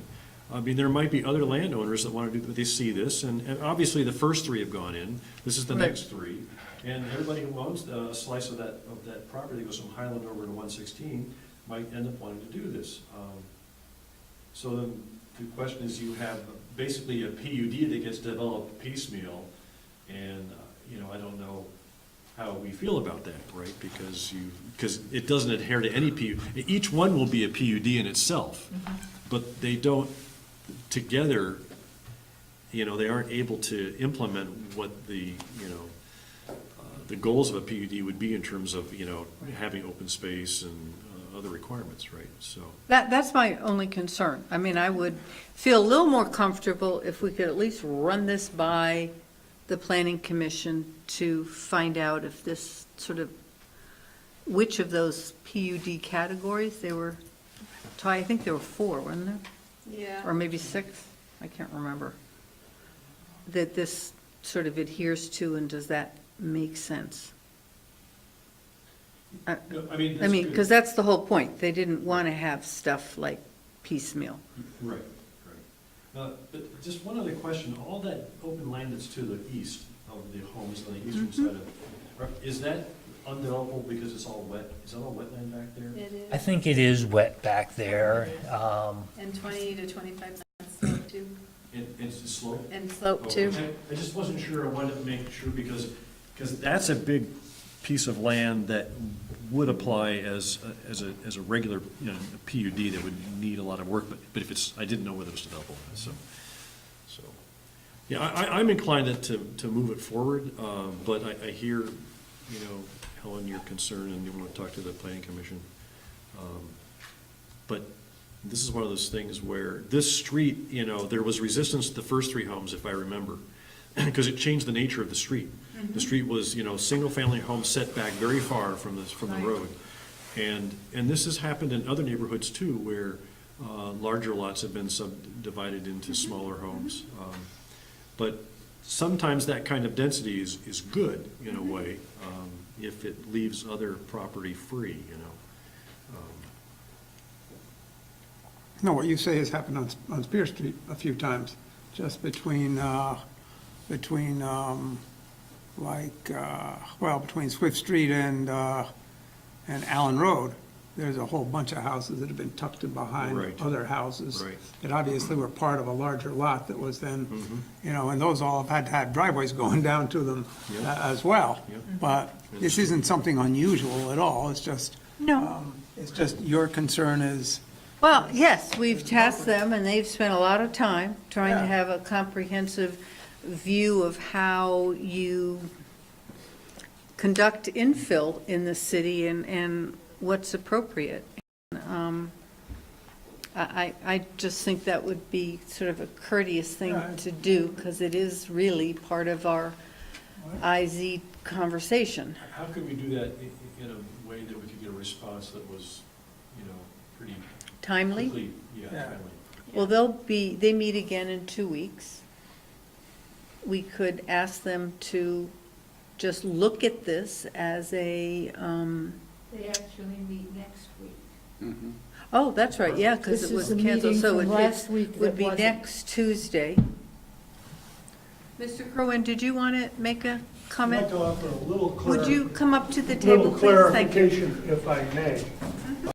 Certainly. And address the questions that these two gentlemen had. So for Last- the record, since you're close to the camera, will you please identify yourself? Don Kerwin. The last 2 summers, there have been 7 houses built on Highland Terrace in a similar manner to what we want to do. Your screening question, that's already in progress. The south line is pretty dense. The north line and what would be the east line are in the process of, we are planting trees. So this Google map is not showing some other homes that have been built? 'Cause, I believe that's correct. I'm sorry. Not? No, I get that. We We can can point it out. refer, yeah, we can refer to what we've got Yeah. here. There's Butler Farms. Yeah, okay, right here. There are those three- either 2 or 3 new houses here. There are 2 houses here. Oh, those are not on the Google map. What's that? I don't think those are. They're on the plan Oh, that yes, we they- got, No, yeah. Yeah, they are. Well, I can't see They're just hard to see. this. Yeah, Okay. yeah, they aren't very big houses. So those are kind of new. That's what you're saying. Within the Yeah. last 2 summers, yes. Oh, The two so up that's there. 3 plus 2. You said there were 7? I think there's 7. There may be 6. Well, there's another one around the corner that was someone's in-law apartment that has the long, right here. Driveway. That's a new one. That's on the piece of Highland Terrace that runs east-west at that point? Yes. Yeah. Yes. Yeah. I drive by there a lot because I live on Heinsberg Road, so, yeah. So that's a couple years old. Yeah. So in terms of burden on city infrastructure, right, I think you were trying to make the point that there wouldn't really be any other than, attachments to sewer, right? Because they're not, they can't attach, even though the memo says they would attach to town water, but maybe that's just a mistake. That was an error. Okay. So there's no sidewalk on Highland Terrace today, right? But if enough homes are built in this fashion, right, there may come a point when the residents there, petition for a sidewalk to be built. In which case, then there'd be the cost of the sidewalk, and there would be plowing as well in the wintertime, even though there are sidewalks on Du Bois and on Butler, and I just want to point that out. At this point, there is no sidewalk on that road right now, so. The city plows Highland Terrace now, though. It's a city road, correct? Yeah. Right. So I thought- I'm just trying to understand Yes. what the future Future- impacts homes on Sure. that street, and what cost would there be to the city, so. Because, back, here we go. Meadow Road didn't have sidewalks, right? And the city had a plan to put them on McIntosh, I think, but McIntosh said, no, we don't want them, so they gave them to Meadow, and that's how we got them. And actually, that turned out to be a good thing, because, Meadow Road was one of the busiest ones with the Rice High School traffic back and forth Yeah, twice yeah. a day, so it was needed. But, So if we, out of appropriate courtesy, need to ask whether this flies in the face of what our intent was when we asked Planning Commission. yeah. Planning Commission to do this comprehensive look, they come back and say, this is not something that we're concerned about, then are we, with appropriate screening in response to the neighbors' concerns, are we okay with it? I mean, from my perspective, I think if the answer is this isn't within the parameters of what we're really concerned about, then it's okay by me. Yeah, I'm with you, Dave. So. Yeah, no, I'm so there. we I need just want to offer we that. need to we need to wait until, what is it, who meets next week? Next week. Planning Planning Commission. Commission? So if we close, we have 45 days. Is that enough time for us to? We can't close today because we have to know what the Planning Commission. Right, We Well, have to gather all the evidence first before we close the hearing. So I think what I'm hearing and what our experience basically says is that we'll continue the hearing to a date certain, using Amanda's words, and the request of the city council that it be as soon as possible, that if we can hear back from the planning commission, from their meeting next week, as far as, again, whether or not this particular type of project falls within the radar or outside of what they're trying to focus on in regards to plan unit developments and maintenance of open space and things of that nature, then at least we can complete the record and allow the city council to make an informed decision with regard to this application moving forward. Well, that's what we need to do. We need to have everybody on the same page and not do something that another group, we don't want to kick them in the butt, so. And we meet again in less than 2 weeks, so. Yeah. So, and spring's still a ways off, so I think your plans are Week from this Friday progressing, is March. Yeah. anyway. I presume. So should we move to continue this to March Yeah. 18th? I'll move that we I continue. think we have to do it to March 18th, because March 5th, or 4th, rather, is the town meeting, and we don't really do this kind of business. Well, although, if the planning commission says we're not concerned about it, we could take a minute then to do it. I 'cause think that's all it so. take, Right? Yeah. Then we don't hold Or them you up. may reorganize, you may have your reorganization meeting on the 7th, which you traditionally do. Oh, You that's could do right. it then Do it then. That's true. as well. That would be probably an That's- easier setting. That makes sense. 4th, 5th, 6th. So that's Thursday You have the it on 7th? The Thursday, the 7th? Thursday, the 7th. After the, okay, the elections, okay. That's normally when you've reorganized. Yeah. Well, We could, nothing changes, we're not going to organize, we still need that meeting. yeah. Well, you have to elect Gotta a elect chair, Set Yeah. your meeting dates. the vice chair and the clerk. There's a number of things. You have to make appointments. Okay, It's a brief, Fine. it's usually a brief meeting, Yeah, it is unless brief. it gets contentious and really raucous and, then- Yeah, we have to have multiple votes. love these Tuesdays and Thursdays, right at the end of class. You okay with it, Amanda? Sure, I also wanted to, I think you mentioned that the planning commission had submitted something in writing, and that's because you were, if they've submitted some kind of report to you, then perhaps you could refer to that, just to. It was a preliminary report. They're still working on it. One of the things that we asked them to do is get that done ASAP. So they have cleared the decks to get all those PUD recommendations completed so they could become, we can adopt them and they can become the LDRs, and that would then influence some of the other decisions, I think. Or together, they would work together. Yes, One more clarification for Mr. Barnett. You were concerned about the wide open spaces on the east side of Highland Terrace. That was a big fight, how many years ago? Several. yeah. There was a plan to develop that whole area to, I don't know, 10 or 20 houses originally? It ended up as being 1 acre lots, 100 feet frontage on Highland Terrace. Not 1 acre, I'm sorry, 10 acre lots. 10 acre lots with 100 feet on Highland Terrace. Yeah, you can see that somebody mowed all the way. They got to be known as the bowling alley lots. Right, yeah, or spaghetti lots. as, Spaghetti Act lots, yeah, 250 whatever likes to Vi refer wanted to them. call it, Yes, yeah. yeah, 10. So it was decided that it was wetlands, couldn't be really Right. used for anything significant. The only other thing I'll add to, I'm sure Mr. Kerwin realizes that if we get back from the planning commission, that this fits within the parameters of what they have the great concerns about, I'm not sure we're in a position where we would decide to argue with them on that. In other words, I personally don't see a concern about it, but if they do, they're the ones that are doing the work.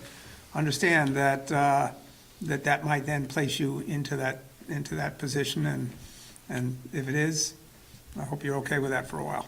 We can deal with it. Good deal. Yeah, we're You've good. lived there a long time. How would you like to meet with the planning commission? All of you, or do you want to send one person to meet with? Or, because I'll have to warn that if all I'm five. happy to have just one. Because, Probably a DRB Of course. person. Yeah, sure. I'm happy to do that. There we go. Designate Tim to represent. Yes, Tim, would you do that? And go to their meeting Tuesday night? Next Yeah, I think it's Tuesday? Next Tuesday. Next Tuesday. Next And I'll ask Paul if you can get some time on their agenda. Okay. Sure, thank you. Okay. And then maybe, well, you'll probably want to go to that meeting, but to have that picture? Well, we have it. we have it We here. have it We can take it out of our PDF, yeah. Okay, so I guess I need a motion to continue this hearing. I will move that we continue this hearing to the Thursday, March 7th. March 18th. No, Thursday, March 7th, thank you. Thursday, March 7th, a reorganizational meeting of the city council. Second. Any further discussion? Do we need to give a time? 7? Date's good? Okay. Okay. Any discussion? Okay, all in favor? Aye. Great, thank you very much. Thanks. I hope we get to go to that meeting. What meeting? on the 27th. Why wouldn't you?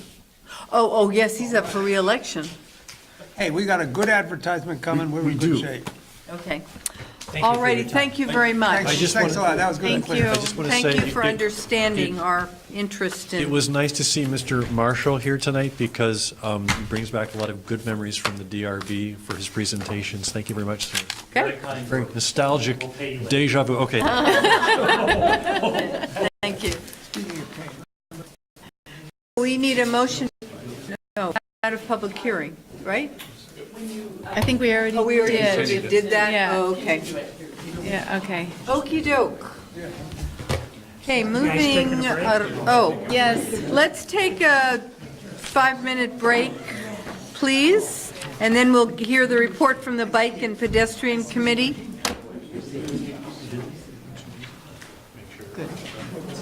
Yeah, what's today? Winner. Thank you.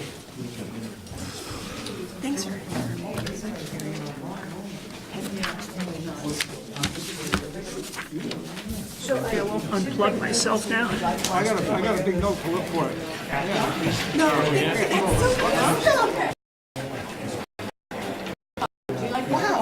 A good piece of it, yeah. I made it this year. Working on something. Yes. My wallet will look the same in about a week and 10 days. So what I do is I take it all, I ask them to give it to me in hundreds. Right. I put it in an envelope, stash it away. Yeah. And then every time I'm really short. Yeah. I can yank, I hold them for special occasions. Right. I hold them for special occasions. And then pull 100 out. You got one? Exactly. This is, I think, the one that Nick is forwarding to us about scooters. Yeah, we're having that presentation, so I guess we're attending. Thank you for that, though, because it's important for us. Yeah, we don't have the presentation that they did in the city. We have the Yeah. for the Oh, okay. PowerPoint, I guess it is. How would we, yeah. Would you mind writing it? I wrote it down on my pad already Or you, when I okay. heard it. Okay, and it's going to give you an option of using a date. So if you just go to change that, If you guys want to go to hockey, the date is be happy to go to hockey. second. So if you use the date. Of course. Everything. I don't want to see any, who's vice chair, Megan? I don't see any need to change anything. cctv.org. I think it's running great. As long as you're willing to carry the load. I mean, it's a lot. I know, I am, but I like, February. yeah, I do. I could never, Here, you I don't see or somebody something, like right? Megan. I don't see anybody who's working full-time to be chair. I was afraid of a recall. Oh, I get to shoot. There's so much to it. I'm gonna call Jane and give her, I'm going to do some of it, but I'm just saying if you end up talking, you I could can- use another it. hour. We can finish in an hour, I think, can't we? Don't ask a ton of questions. No. All right. Well, should I turn, no, I better not turn it on. huh? Blind somebody. Looking for an airline pilot to, I thought about you this summer with your, was it last summer with your looking for the, Which is all right. bring that salt truck across. Well, we've asked, I don't want them to salt the cul-de-sac. Because it keeps the driveways better and the house much better if there's no salt tracked in. So they don't salt, they remember that piece. I have to wear the micro spikes when I run this time of year because it's just. Oh, I do. It just bleeds out into the roads and into the rec paths. Oh, yeah, I've been using them, I take long walks. I've fallen on my can. Yesterday, twice. Oh, really? When the snow covers up the ice. I mean, it was like,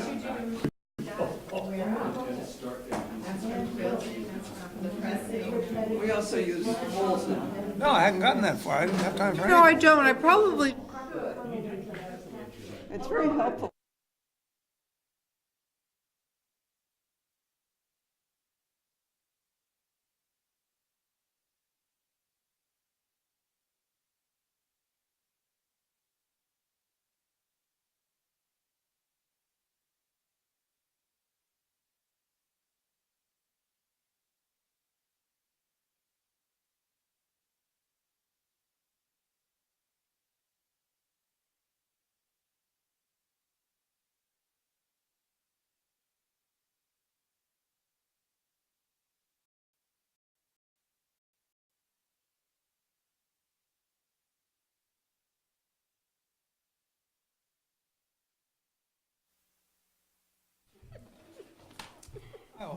Okay, bye. all right, I would like to call back to order the South Burlington City Council meeting of Tuesday, February 19th, 2019. And we will continue with item 12, which is a report from the Bike and Pedestrian Committee. So we have, Identify, go for it. Identify and go for it. Thanks for having us tonight. We have Bob Britt, Kathy Frank. My name is Dana Farr. We're here to represent the Bicycle and Pedestrian Committee. And the other 6 members who are not here, Amanda, Donna LeBon, Bill Wooten, and we have a member who, we have a person from the community who's attending all of our meetings, not a member of the committee, but been very active with us, Nick Anderson. great. We have some safety/policy recommendations that we'd like to have you look at tonight. And we also wanted to give you an update on where all that work that you guys did with us last summer, where it's taken us and what next steps are for that. Great. I think you have 30 minutes on the Would you like me to say scorecard, it in so. our Yeah. mission? Yep, we will try to keep it to the 30 minutes. Thanks. Yes. So we won't necessarily go through the whole mission unless people want us to. Just to point out, though, that we do support the comprehensive plan in trying to make the bicycle and pedestrian, a bicycle and pedestrian friendly city with safe transportation infrastructure. And we also emphasize the sustainability that bicycling and pedestrians add as far as the comprehensive plan in reducing energy consumption citywide.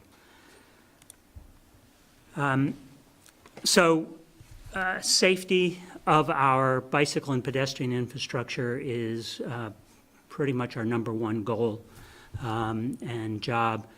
And the committee, examples of how the committee does that is through working to close the gap to make such travel safer.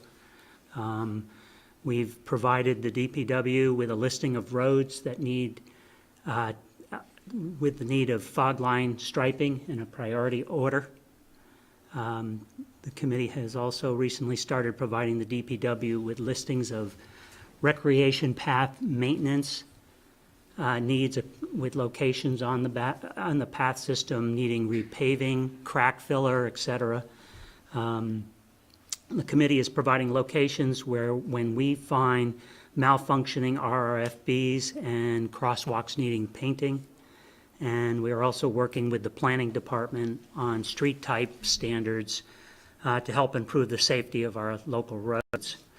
We're trying to avoid like the one that happened on Burlington's North Avenue earlier this year, or in actually late 18. The trend for pedestrian fatalities has been going up since 2009, up 35%. So trying to make our facilities as safe as possible is important. Okay, so we do have some recommendations that we'd like to make, and hope, you ask questions, and, if you have them, and we would, look for you to adopt these as policies, hopefully. First off, the rectangular rapid flashing beacons in town only have one light facing each direction. We think that they should have two lights. They're more effective that way when there are two lights facing each direction, and so that people, especially when they're making turns, can see those lights easier. And also, if one light burns out, the other light is still working. So now the city was one of the early adopters for these lights, and so it wasn't standard operation to do that when they were first put in. Most towns, if you were to go to any town in Chittenden County, you would see that they have two lights facing each way, Shelburne, Burlington, et cetera. And none of ours do? None of ours do. So, Comment like 6 months ago about the RFPs not being allowed. Said the Fed, and that went away. that went away. They Oh, good. they unfroze that, yeah. For a period of time, they were studying it, and then they decided, yes, it's okay. Good to know, because Burlington has installed more. Yes, yeah, so, and it is okay now with Well, and we V-Trans. have too. It's a great one on Heinsberg Road now. Thank you so much. So the cost for this upgrade is about $50,000 to $60,000, and the city has not wanted to do it over the last 3 years because of the cost. I mean, it's just no source of money for something that's already there. But now that we have the penny for path, we would like to move forward with that safety. $50 grand to add two more flashers, or To- replace the whole system? To the whole system. And we wouldn't necessarily do them all at once, but we would do the major. Can't retrofit and just add the front flashers, the back flashers? We're looking into that, although if you look at this picture down on the lower right, some of the newer lights do have a verification signal so that pedestrians know that it's actually not working, or whether it is working, because I've, In daylight, sometimes you can't see. yeah, if it's you can't see it. I mean, I run from Old Cross across to Nolan Farm, and I push that button, and that light's been out for 3 months on the other side, on the Nolan Farm side. Any questions on, more questions on So are that? the newer designs, are they more reliable? I mean, has that industry progressed? I believe they have. What Boston has done is put in bigger batteries to make them more, that was some of the issue with the cold temperatures in the past. We still have some that do that, but it's been a lot less this year, at least as far as I've noticed. Yeah, I haven't heard anything. Yeah.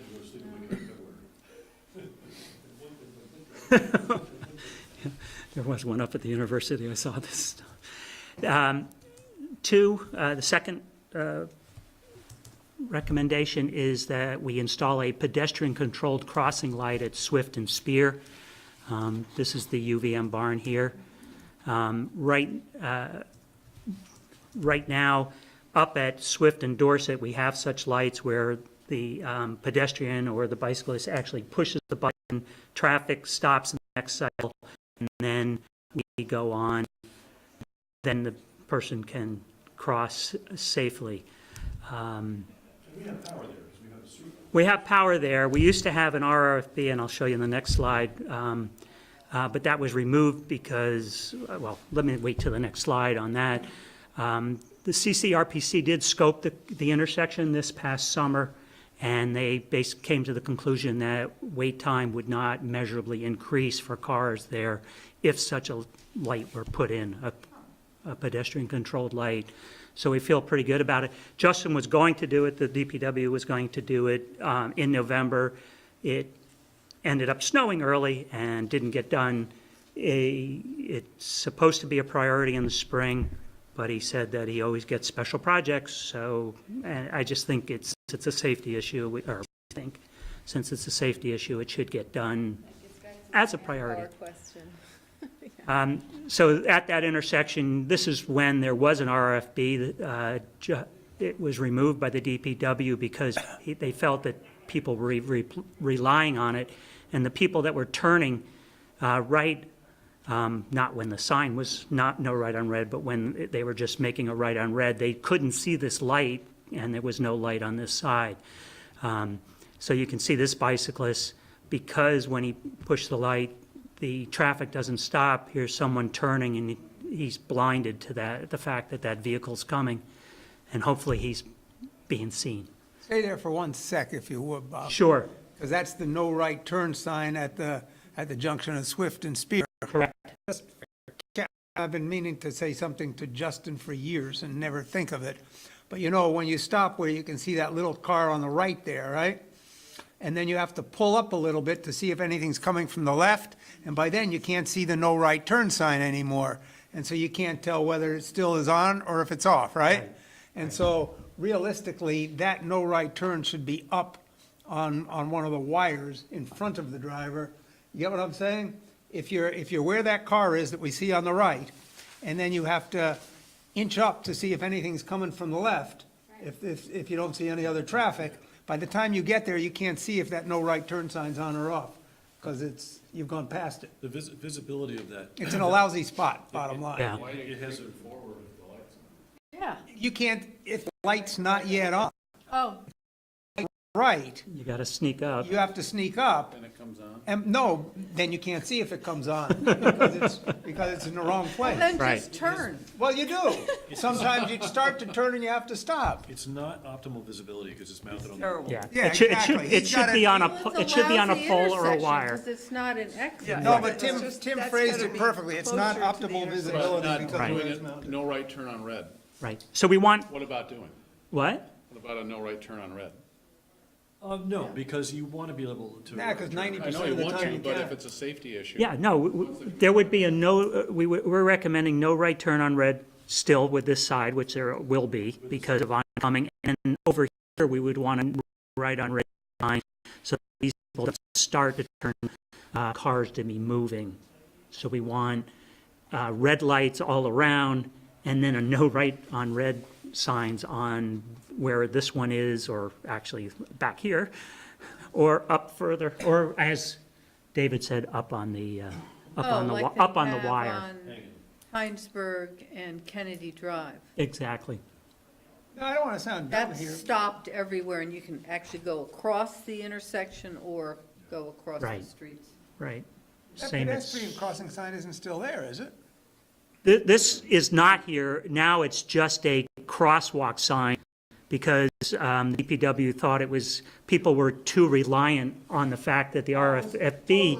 It was totally confusing drivers. I mean, I Yes. go through that intersection like you do multiple times every day. Right. Drivers could never figure out whether to stop or go. I mean, somebody comes up to it, and instead of waiting 10 seconds for the light to turn, they press the button.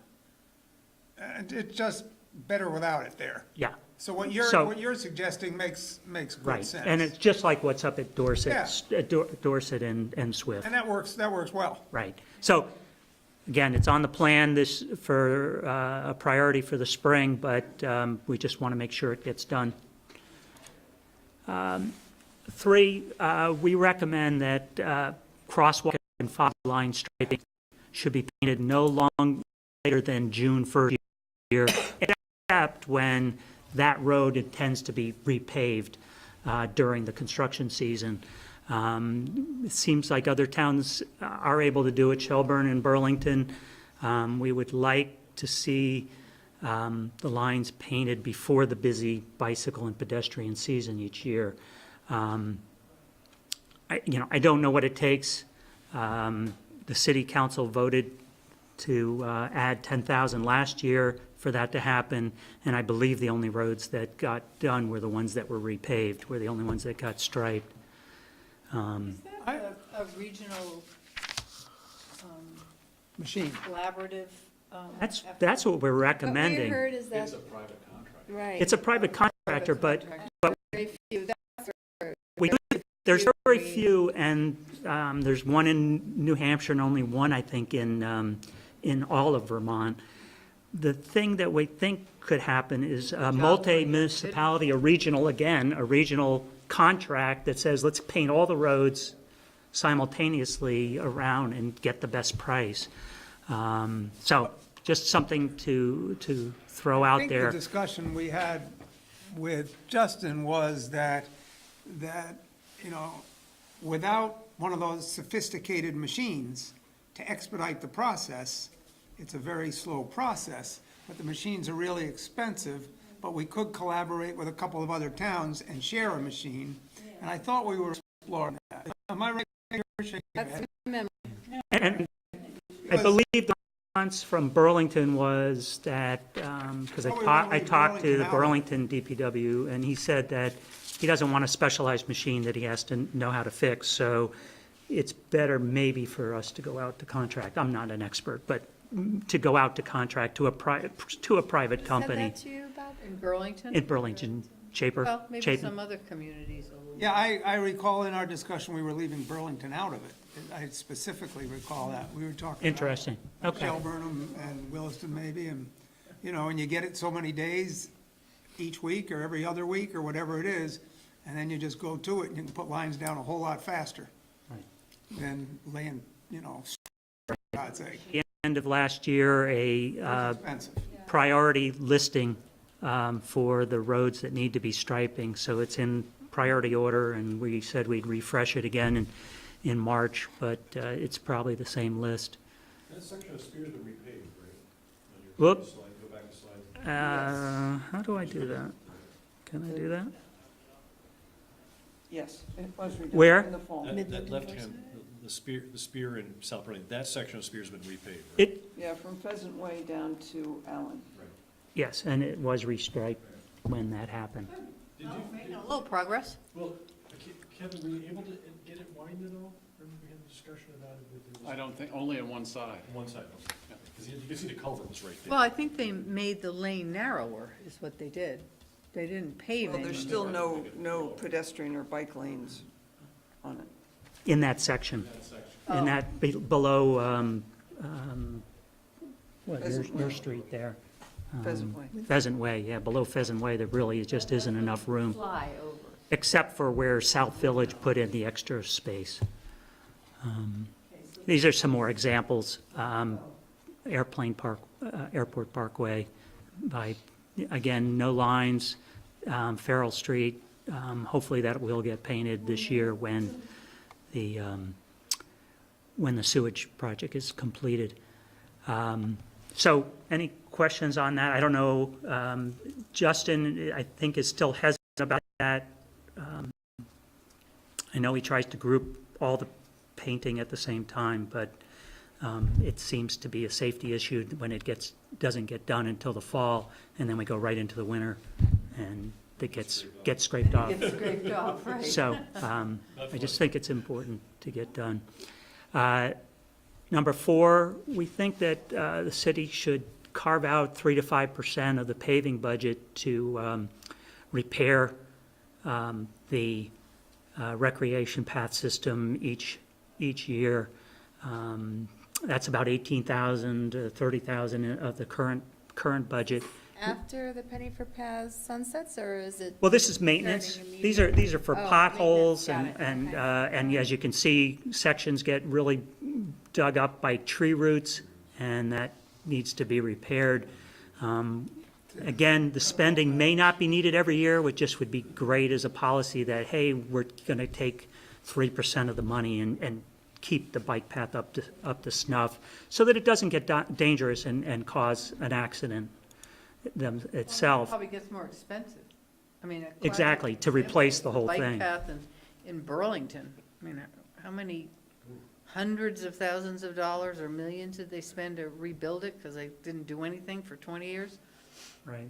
So you can see other examples. Here's the path going into Stonehenge, from Stonehenge into Szymanski Park, and about a quarter of that path has sunk about 6 to 8 inches. So when you get 2 bicycles on the same, one's got to either yield or good luck. And I notice it when I run there. The Nolan Farm rec path, I mean, again, cracking and you can see the growth growing into the path. There's also on some of the paths, like this one in Midland Avenue, where major cracks have happened, and that may not be able to be filled with crack filler. We did work with the DPW this year, and starting next year, when the roads cracks get filled, they're going to start filling the cracks in the rec path. They hadn't been doing it because they were a little afraid that, like motorcycles on roads, it can be a little slippery when you have crack filler on the surface, but it seems like it's better to have that than to have the complete rec path fall apart. Any questions on that one, recommendation? I mean, next, in this area, in the past 3 years ago, we got the city to put in bollards, the little plastic bollards to keep people off of the rec path. This is on Dorset Street, and the rec path runs right along the road. And what happens is when people are taking a left during rush hour, usually, a left on the Songbird and a little backup starts, people go onto the rec path to get around, to keep going. And then, so there's a fence here, but it ends. And then what happens is when the traffic again is backed up, people trying to get up to their edge class go onto the path, use it as a travel lane to take their right turn to go up.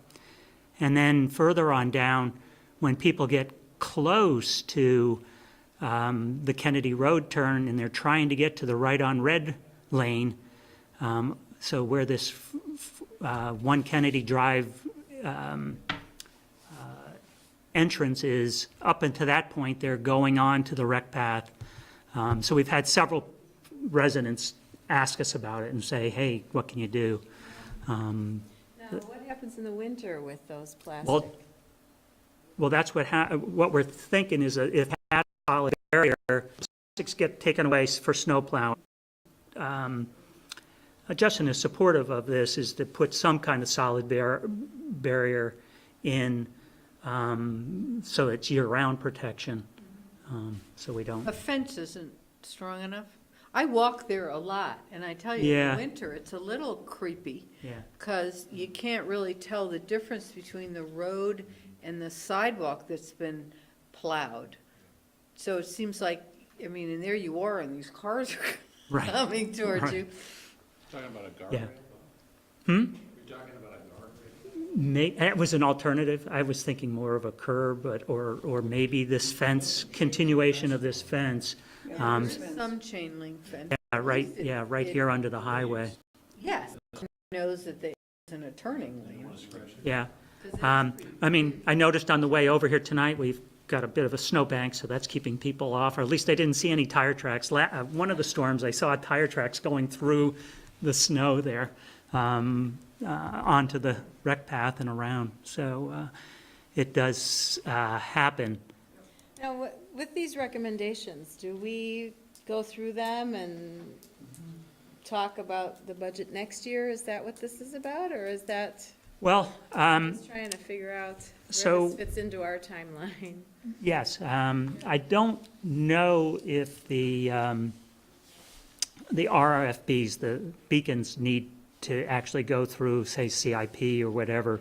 Because it's a safety issue, I believe and say that it's okay to spend the penny for path money on that now without waiting to another budget year.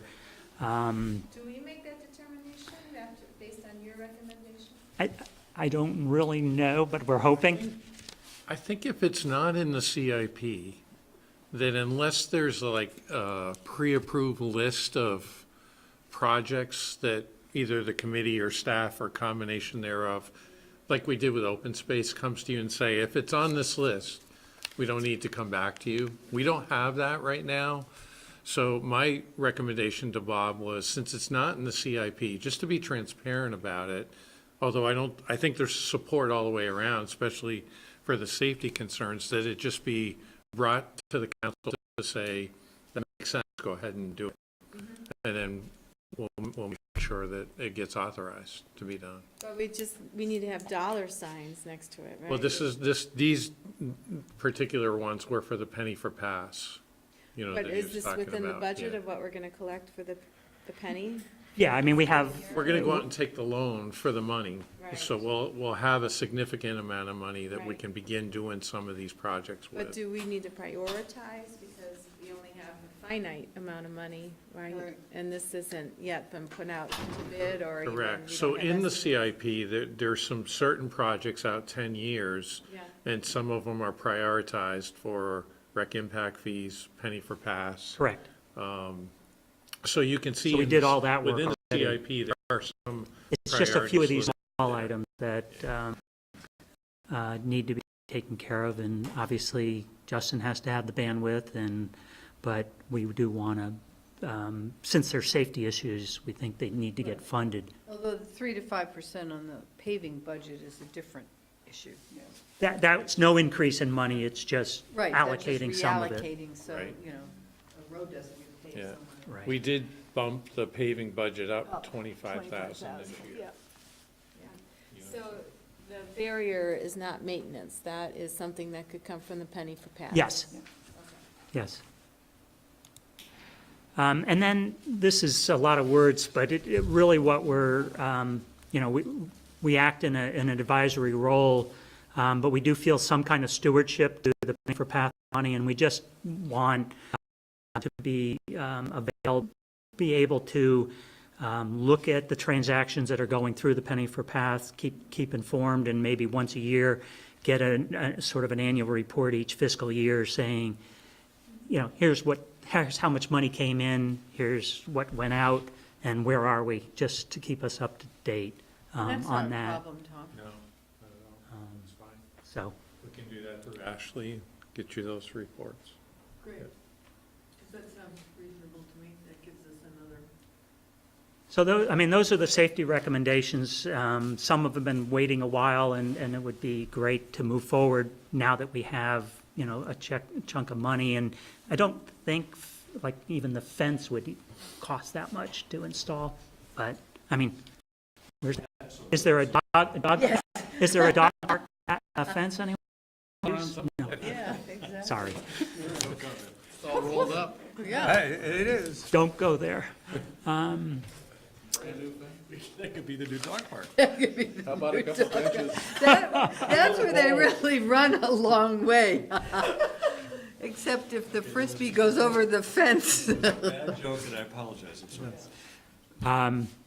Okay, so we now wanted to give you an update on what's being worked on this year, now that we have the penny for path involved. Do you have the time to do this? I mean, we took a little well, more time on the safety You're issues. we started, we give another 5 or 10 minutes. Okay, try to do it.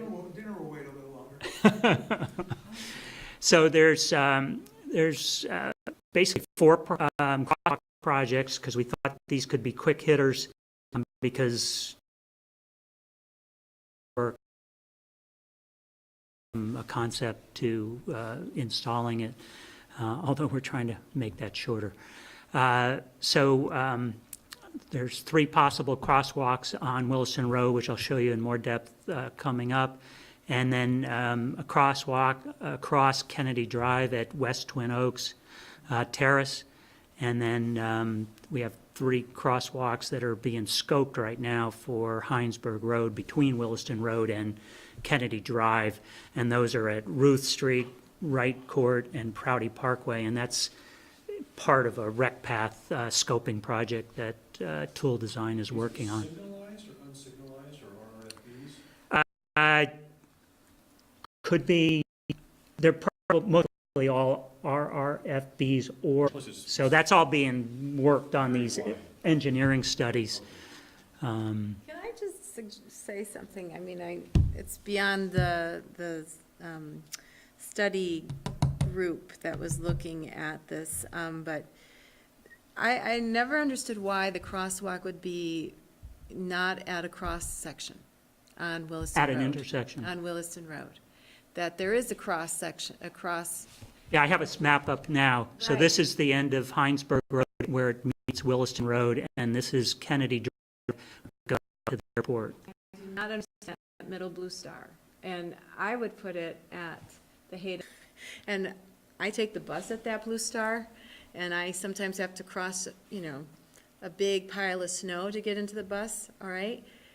That's just not going to be a place that's going to be cleared immediately in the winter. Why not? Because the men are busy, I shouldn't say men, the public works people are busy clearing the roads, right? And the sidewalks, there are many of them. And this is where the there are so many, so gazebo- few. And so there are points, in the year where I can't take that bus, because I can't. Whereas On if the you have it- opposite side? Where that blue star is. Yeah, where's, so the North bus of stops Williston are Road. That's where here. the bus stop is. But if you go to a crossroad, like a cross-section, it's cleared, because the streets are cleared prior to the sidewalks being cleared. Do you understand what I'm saying? Yeah, and these are what's being scoped, so I they know. may come to the same conclusion, but. And I've always had that. I said it Yeah. once or twice, think- but I'm going to say it again. Right. Part of the reason that it's desired here is the gazebo, senior living facility is right there. That was And, a special request made of the council many years ago, specifically for that location. one of their workers was hit trying to cross the street, because there's no crosswalk, so there, you have to, But in Yeah, the but if the winter. crosswalk is 10 feet down the road, Right. well, I don't know how far that is. Specifically, I remember that. And that might be possible. It's just that the bus stops are right here, and. Which doesn't make sense either, because if you just put it at the cross-section, you can get to the bus, because the road is cleared. Yeah. So, The aim was to serve the people in. I understand, but if in the winter, no one can use it, right? But it could possibly be used from people coming from the neighborhood to the north, right, or the There was south. half an army Mm-hmm. of people in the audience that night, Right, Yeah. lobbying for And- that. right. And what's driving this need is this is a whole mile long between the 2 points where there are crosswalks now, and the people in the Chamberlain neighborhood cannot access this easily to go to the restaurants that are along here or the pharmacy that's here. It seemed, and it was in the Chamberlain neighborhood But there are report. there are enough places where roads come into Williston Road that you could place your crosswalks there. Easy cross. I cross these, this is where I cross, these two. They're the easiest place. So that would be, that would be feedback we can give to Ashley Parker, the project manager, and to tell Tool to, hey, think about that. And they're cleared in the winter, too. Okay. Good. And on Kennedy Drive, right now, there's 2 bus stops where this is really West Twin Oaks Terrace, not Twin Oaks Drive, I believe. And so, just again, this is an early concept. It's not something that's going to happen. But what's cool about this is a win-win for drivers. They've added a turning lane to go up to the edge, so that you don't end up with that backup when someone's taking a left turn, and the 2 lanes can proceed without someone darting out to try to get into the right lane so that they can get around the car turning left. So that's where things are headed, but actually, these are just preliminary. All right, so there's 2 sidewalk projects. One's on the west side of Airport Parkway, between Kirby Road going all the way up to Burrard Drive, and maybe even up to Pizza Putt, to get that sidewalk in, and that would be accompanied by bike lanes on both sides of the road. So that was previously scoped, and a contract for engineering has either been let or is in the process of being signed. And then the sidewalk at the Spear Street jug handle, the furthest most crosswalk up at UVM before you get to Williston Road, or by now it's Main Street, Burlington. So that section, to get people off of walking with their backs around the jug handle driveway. I don't know if I dare do this, but just to show you. So just to orient, this is the parking garage is over here, and this is a sidewalk, And right now, students, whatever, if they want to get to Verizon or Staples or East Terrace or wherever, they walk with their backs to traffic to get over to this crosswalk on East Terrace to continue on. And so... Every day. Yeah. And so, so if we're trying to get or the city's trying to get a sidewalk straight through this section here so that that can be cleaned up. It's UVM property?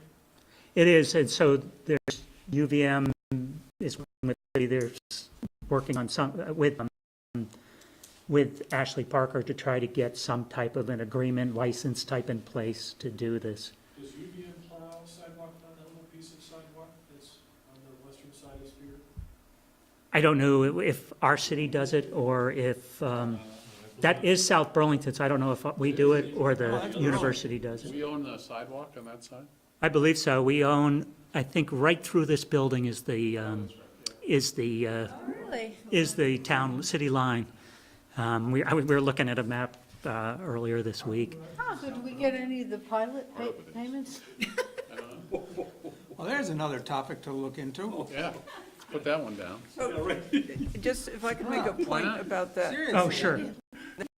Yeah, go back to the slide. There's nothing along Center Street on the west side or the east side in the way of sidewalk.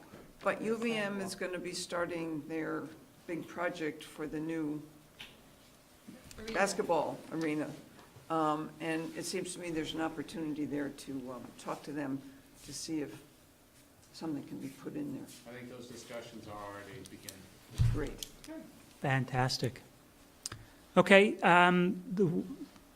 pretty much the one recreation path that's in progress and may be able to get to actual digging this summer or this construction year is the path on the upper part of Allen Road. So this is South Village over here.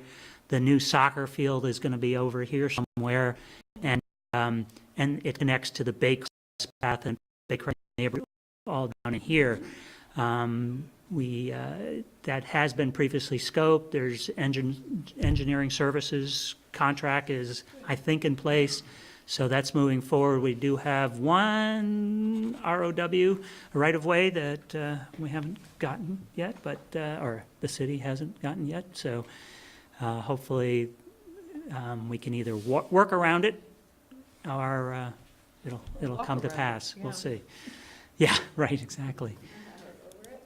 Now this one, I say it's the slides has in progress, but this really hasn't been started yet. It's been previously scoped. This is the Dorset Street path between Old Cross and City Lane. It was the number one priority that residents want. Yep. So, the city is considering applying for a grant this summer, but there's been no decision. They want to get feedback from VTrans that actually it will work because it's been turned down twice. Ashley is, making that decision. Third time might be the charm, but we don't know. The committee would like to move forward no matter what with getting the engineering going. Because it's who knows if it's going to happen. Right now, it's in the CIP for 22 and 23, fiscal years 22 and 23. There's money in the CIP that's in the FY20. Two pieces of money. There's $52,000 of recreation impact fees that are sitting in the FY 2019 CIP that could be used to do that engineering study. And there's also money in the FY20 that was for a project that's not going to, that money is not going to be spent right away. So on a different project, so there's money to be moved around. Yeah. So there is a bandwidth problem with this one in the sense that I've already showed you all those other projects, and so whether the city can take that on or can delegate that company, I don't know, to say, okay, you take care of managing getting that done. Go ahead, Tom. So is that listed as an eligible project in the impact fee ordinance? It is, Okay, yes, yeah, yeah. then we should be able to do that. Yeah, so, and then, the thing that's the juggle here is that if a grant does come through, it'd be nice to use that engineering money as the match, but there's no guarantee, so if we're gonna move this project, which was their, the residents' #1 project forward, I think we should take that chance and spend the 52, and then if we have to do the 20% match on the other 600,000, so be it, that comes out of for paddling. But it is a bandwidth issue that, And this is exactly the reason that we want to bring the impact fee ordinances back to you, so that they're more aligned with the CIP and projects, rather than a plan of potential things that if they don't happen, we can't apply the impact fees to it because they're not listed. So it gives, they'll be written a little bit more generally. And Justin and Paul have been working pretty hard on that. Hopefully by the summer, you'll at least start seeing some of them. And the rec impact fee one would include more general language to be able to add these kinds of projects in. But this one happens to be on the list anyway, you said. So Yeah. Keep in mind that Dorset Meadows is right in that upper left block. and they have come into our committee and have said that they would, they were so successful, but that's another one. Worst case, cider mill. That could be in 10 years. Cider mill people Buy want in to their go to success, yeah. Creamy, and all the Dorset Farms people want to go to Creamy in Sadie Lane, so that's the best place. Sadie to cider mill. Well, I mean, 20% of our households are within a mile of that that piece of path, and I've seen people walk with strollers down this side of the road to try to get a creamy, and it's pretty dangerous. What we'll do for sugar, Do you have any cookies? No. It's true. I have a list. You have these slides. Fat, sugar and fat. These are rec paths that are being scoped now. They should be out soon. I don't know, probably want to get going, so we don't need to go through them. No, those make good sense. And then just finally, good things that are happening when that, for instance, when that Kimball Avenue got repaved last fall, the DPW was able to reduce the width of the driving lane to 10 feet so that much wider bike lanes now. And we have one member of our committee who commutes to Global Foundry on that, and he said it really has helped. So, we really appreciate what the DPW did there. And then SD Ireland moving ahead with building that road between South Village and Dorset Farms to connect to Midland Avenue. There was about 20 or 30 vehicles, cranes and everything working there last Friday when I went by. And so they hope to have the road and the rec path done this spring, subject to weather. So we'll see. But it's makes that Dorset section even that more important, because then even more people can go for a creamy. So questions? Oh, that's great. You I guys think are you've on done, it. I think you've done a terrific job. That's good. Thank you. Could the pay for paths be your It can be used as part of a project cost, and that when we specified in all the paperwork we showed to the public, we said that it could be used to hire project managers, that type of work. So yes, to expand the bandwidth. We knew that was going to be a constraint. A penny raises 300,000 about, Approximately. yeah. approximately annually. Shoot, we use half of that for paths and half of it for recreation facility. Okay, thank you very much. Not going to happen, no. Not gonna happen. All right, thank you. Thank you. Just an idea. Good work. Thanks. Thanks. Get a new picture of Dorset Street, because all that graffiti is covered. Right. Right, okay. 13, let's hustle along because the heat's gone off. Yeah, really. Um, That's the Energy Committee. The ordinance amendments. We'll hear from Amanda. We have first reading, so this is a public hearing, right? No, first readings is you just read it, and then we have to set a public hearing for March 18th. I guess we potentially have. Okay. So, go. You saw just to kind of, just to put both proposed parking ordinance, I know, within the past month. So the current ordinance, there's a distinct difference from when I was in here last, but I won't put my hood up, but Al was out sick today. get the circulation. So the current ordinance has been in effect and amended regularly for many years. I believe it was first adopted in the late 1950s. And so over time, the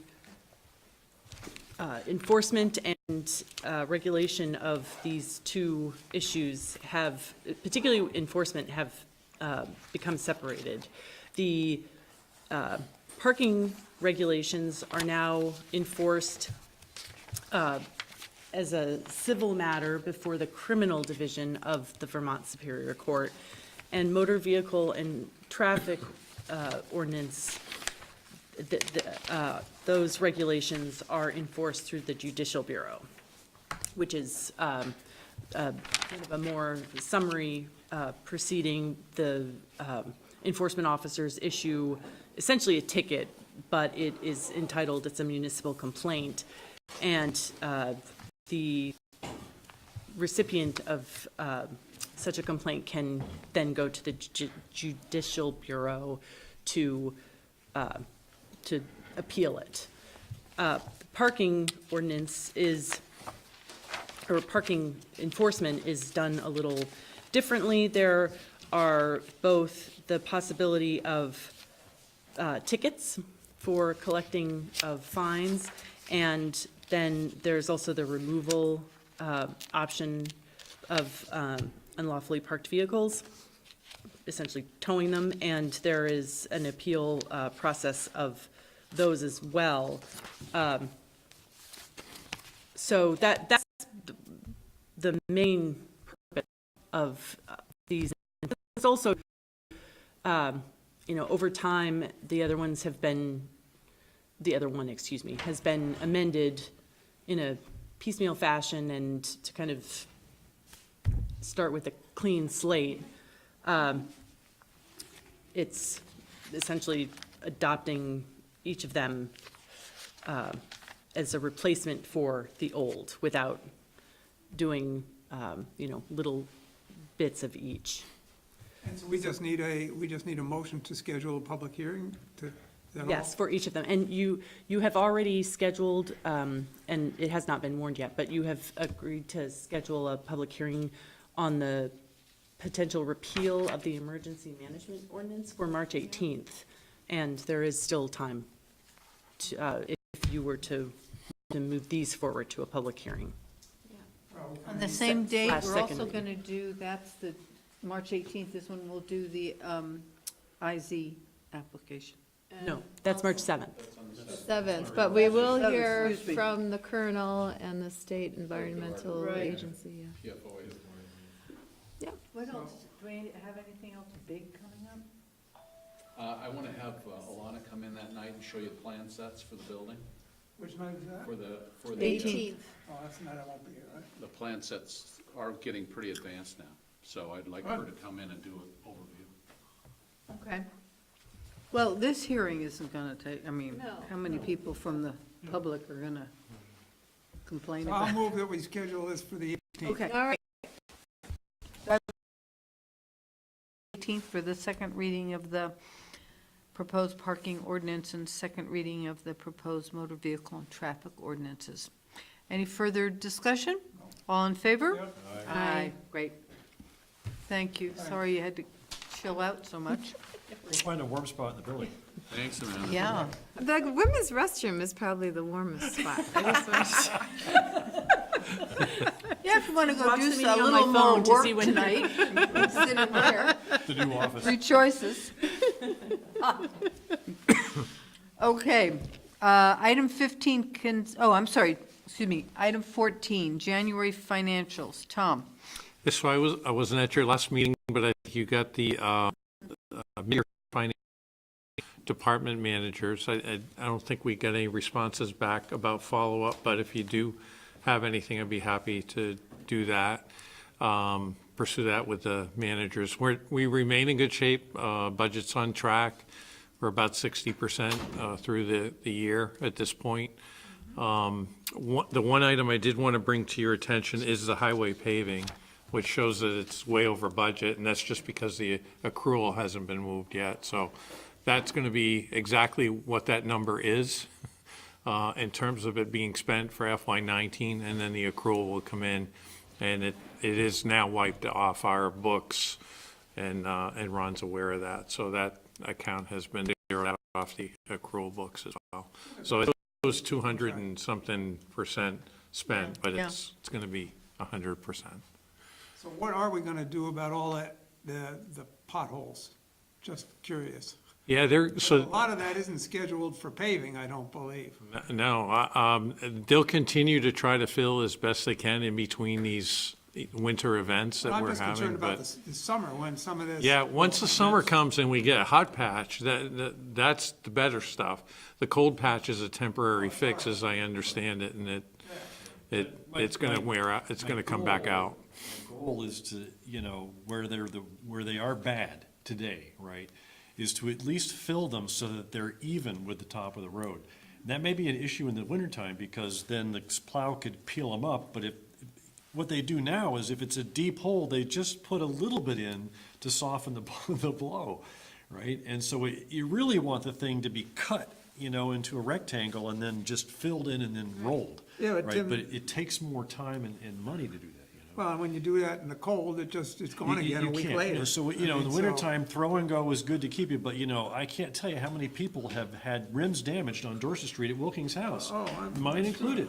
And the guy that emailed us all and said he had a $200 bill. Well, should we put a sign up? They have bump ahead or? Well, they, on Industrial Ave, right next to the SD Ireland, what they used to have there, like, hearthscapes, not hearthscapes, but they had like a masonry type store, right?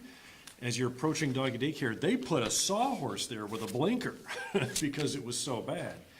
And I've seen them do throw and goes 3 times this winter on that stretch, because it's just like there's moisture that gathers and never goes anywhere, and it freezes and thaws. And so when that hole, before it got filled at its worst, on the Saturday after I ruined my wheel, I went and got one of the orange cones from down on Farrell and stuck it right there.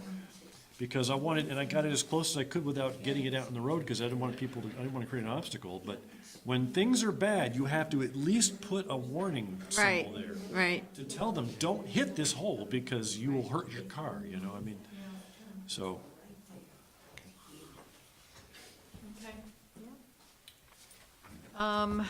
Thank you, Tom. Yep.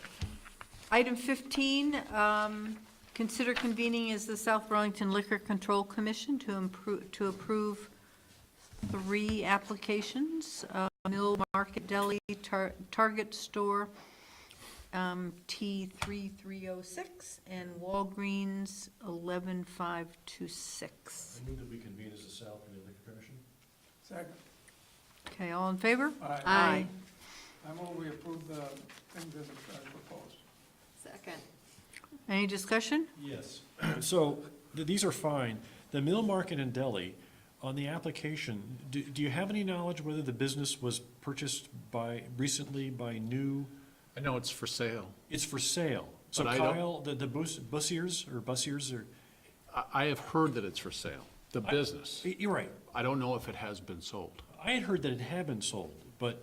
It would have been very recently, within the last month or so. Right. And so would these old names be applicable on this license if there were new owners, or? I don't know. I mean, No, it shouldn't be. if there's a business and the business gets sold, they need to get a new license. Is that true? I would think so. So We can I check I on had that with heard that Donna. it was sold, but Yeah. I don't have proof, but it just might be worth asking a question. Yeah, I don't know if it has or not. So do you want to hold that? Well, I don't want to hold it up. If they haven't sold it, they need to keep their Yeah. license, so they need to keep. I assume that since they're applying, Okay. that they must still Then own. let's just go ahead and approve it. Okay, I'll check on it, though, too. all right. All in favor of granting these 3 second-class licenses? Aye. Aye. Aye, okay. Other business. Reorganization, I guess the date is the 7th of March? Yeah, I guess you've already decided that. So the 7th of March, question is, in some years, you've done it like at noon, other years at night. Do you want to have a normal Can't night at meeting? noon. Night. It Can't has, do, that's on Thursday, I Yeah. can't do daytime, we've Yeah. got class. So I a just normal assume- time, yeah. Well, you can go normal time, it'd help me a whole lot if you went First- 15 minutes later. or 7? It's not going to be that long of a meeting. 7 would be fine, that'd be Okay. great. Me too. All right, so March 7th at 7. I'll put it in my phone. Means but I can don't know if it's- actually have something to eat before I come. That'd be good. Okay, so we'll convene at 7. And the other item of business that night, besides all the people to vote in, will be the Kerwin's proposal. Okay? So we're going to leave the council retreat for another time? That's fine. No, we can, my question about the council retreat was, do we still wish to have one? Is it just the 5 of us? Yeah. Oh, we can pick a day mid-June, go over the lake. I think we should wait till after the election. Okay. Well, mid-June will be after the election. Right. Right, okay. So, and it sounds like, so there's something we could be discussing. If you want, I mean, we did have a list of items that were concerned in terms of processes that we can still, I think we should take this up after the election, is what I'm saying. oh, so you're saying discuss it after Yeah, the let's election? just wait till then, Okay. it's not like it's Yeah. an Right, emergency. well, I or just anything. wanted to bring it up Right. to see if Sure, we should do it. anyone is still interested, and it sounds like you are. Good. Okay, the third item was the issue of a letter of support. And I didn't bring the language. Okay. For key awards. That, Yeah, for that, The Brent Bennington racial harassment. yeah, it was deemed that it was racial harassment, but then they didn't do anything to the perpetrator, but now they have, correct? No, no, it was an unrelated Oh, arms it's or a gun magazine issue. By the same guy? but there Yeah. is a study group working on legislation, right? And there was a quote in the VT Digger by TJ Donovan that said that it's difficult because of the First Amendment, right? Right, so it's a difficult issue. I'm trying to find what was sent to us.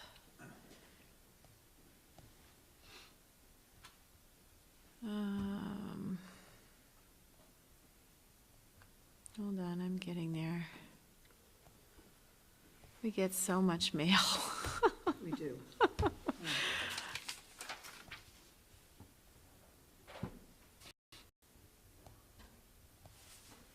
Okay. Hold on, we're getting there. I'm sorry, I'm behind on that one. All right. Go to VT Digger and just search I don't ever KIH. go to BTK. You don't? Actually, I don't think I saw language. This is the plastic that, Oh, I Well, got. no, I have a letter, so I will. Would Okay. you like me to bring it to the 7th? Yeah. Meeting on the 7th? Guys, I have the language that Monica gave us. I apologize. I read through it this afternoon and I went, oh, yeah, we should really discuss this, and I left it at home. But it was what Brattleboro had done and some of the language. So I will bring that, hopefully I can remember, to the meeting on the 7th, or I'll make copies and get it to you so you can review it. And then we can decide whether we would like to, write a letter of support to our legislative delegation that says, we want you to look at this, or whatever it is we want to do. Right. I think she was making the case that in light of all the things that have happened in South Burlington in terms of, the rebel's name, and then the graffiti on the court, and then the Black Lives Matter, and stuff, that it's a issue of particular resonance with this community. Well, not to be dumb, but this is Monica who? Oxby? The one we just put on the, Yes. March 7th agenda, then. Yeah. well, on the committee, on the. Yes, we just put her, but, so shall we put it on the agenda for the 7th? Sure. And just, discuss it a little bit more and decide what it is we want to do. I'll forward the VT Digger article that discussed what current legislation is kind of in the works, too. Helen Okay. received it, but I'll send it to everybody in town. Okay. Any other items? All right. After 10. Wish us luck in the election, will you? Will you what? Wish us luck in the election. Oh, I wish you luck. If you're allowed to. I don't know if you're, What are you hearing out there? What do you mean, we're on an ad? nothing. It's like crickets. Well, this guy's not going to, he's not going to the television thing next Monday. Right, but I mean from voters, what are you hearing? What Yeah, kind are of we questions? adjourning? What kind of? I would like a motion to adjourn. So moved. All in favor? Aye. Aye. We are adjourned. Thank you. Oh, so now I can't talk to you anymore. Yes, you can. You can talk about that. Oh, that's not city business? No. Oh, okay. So. Election?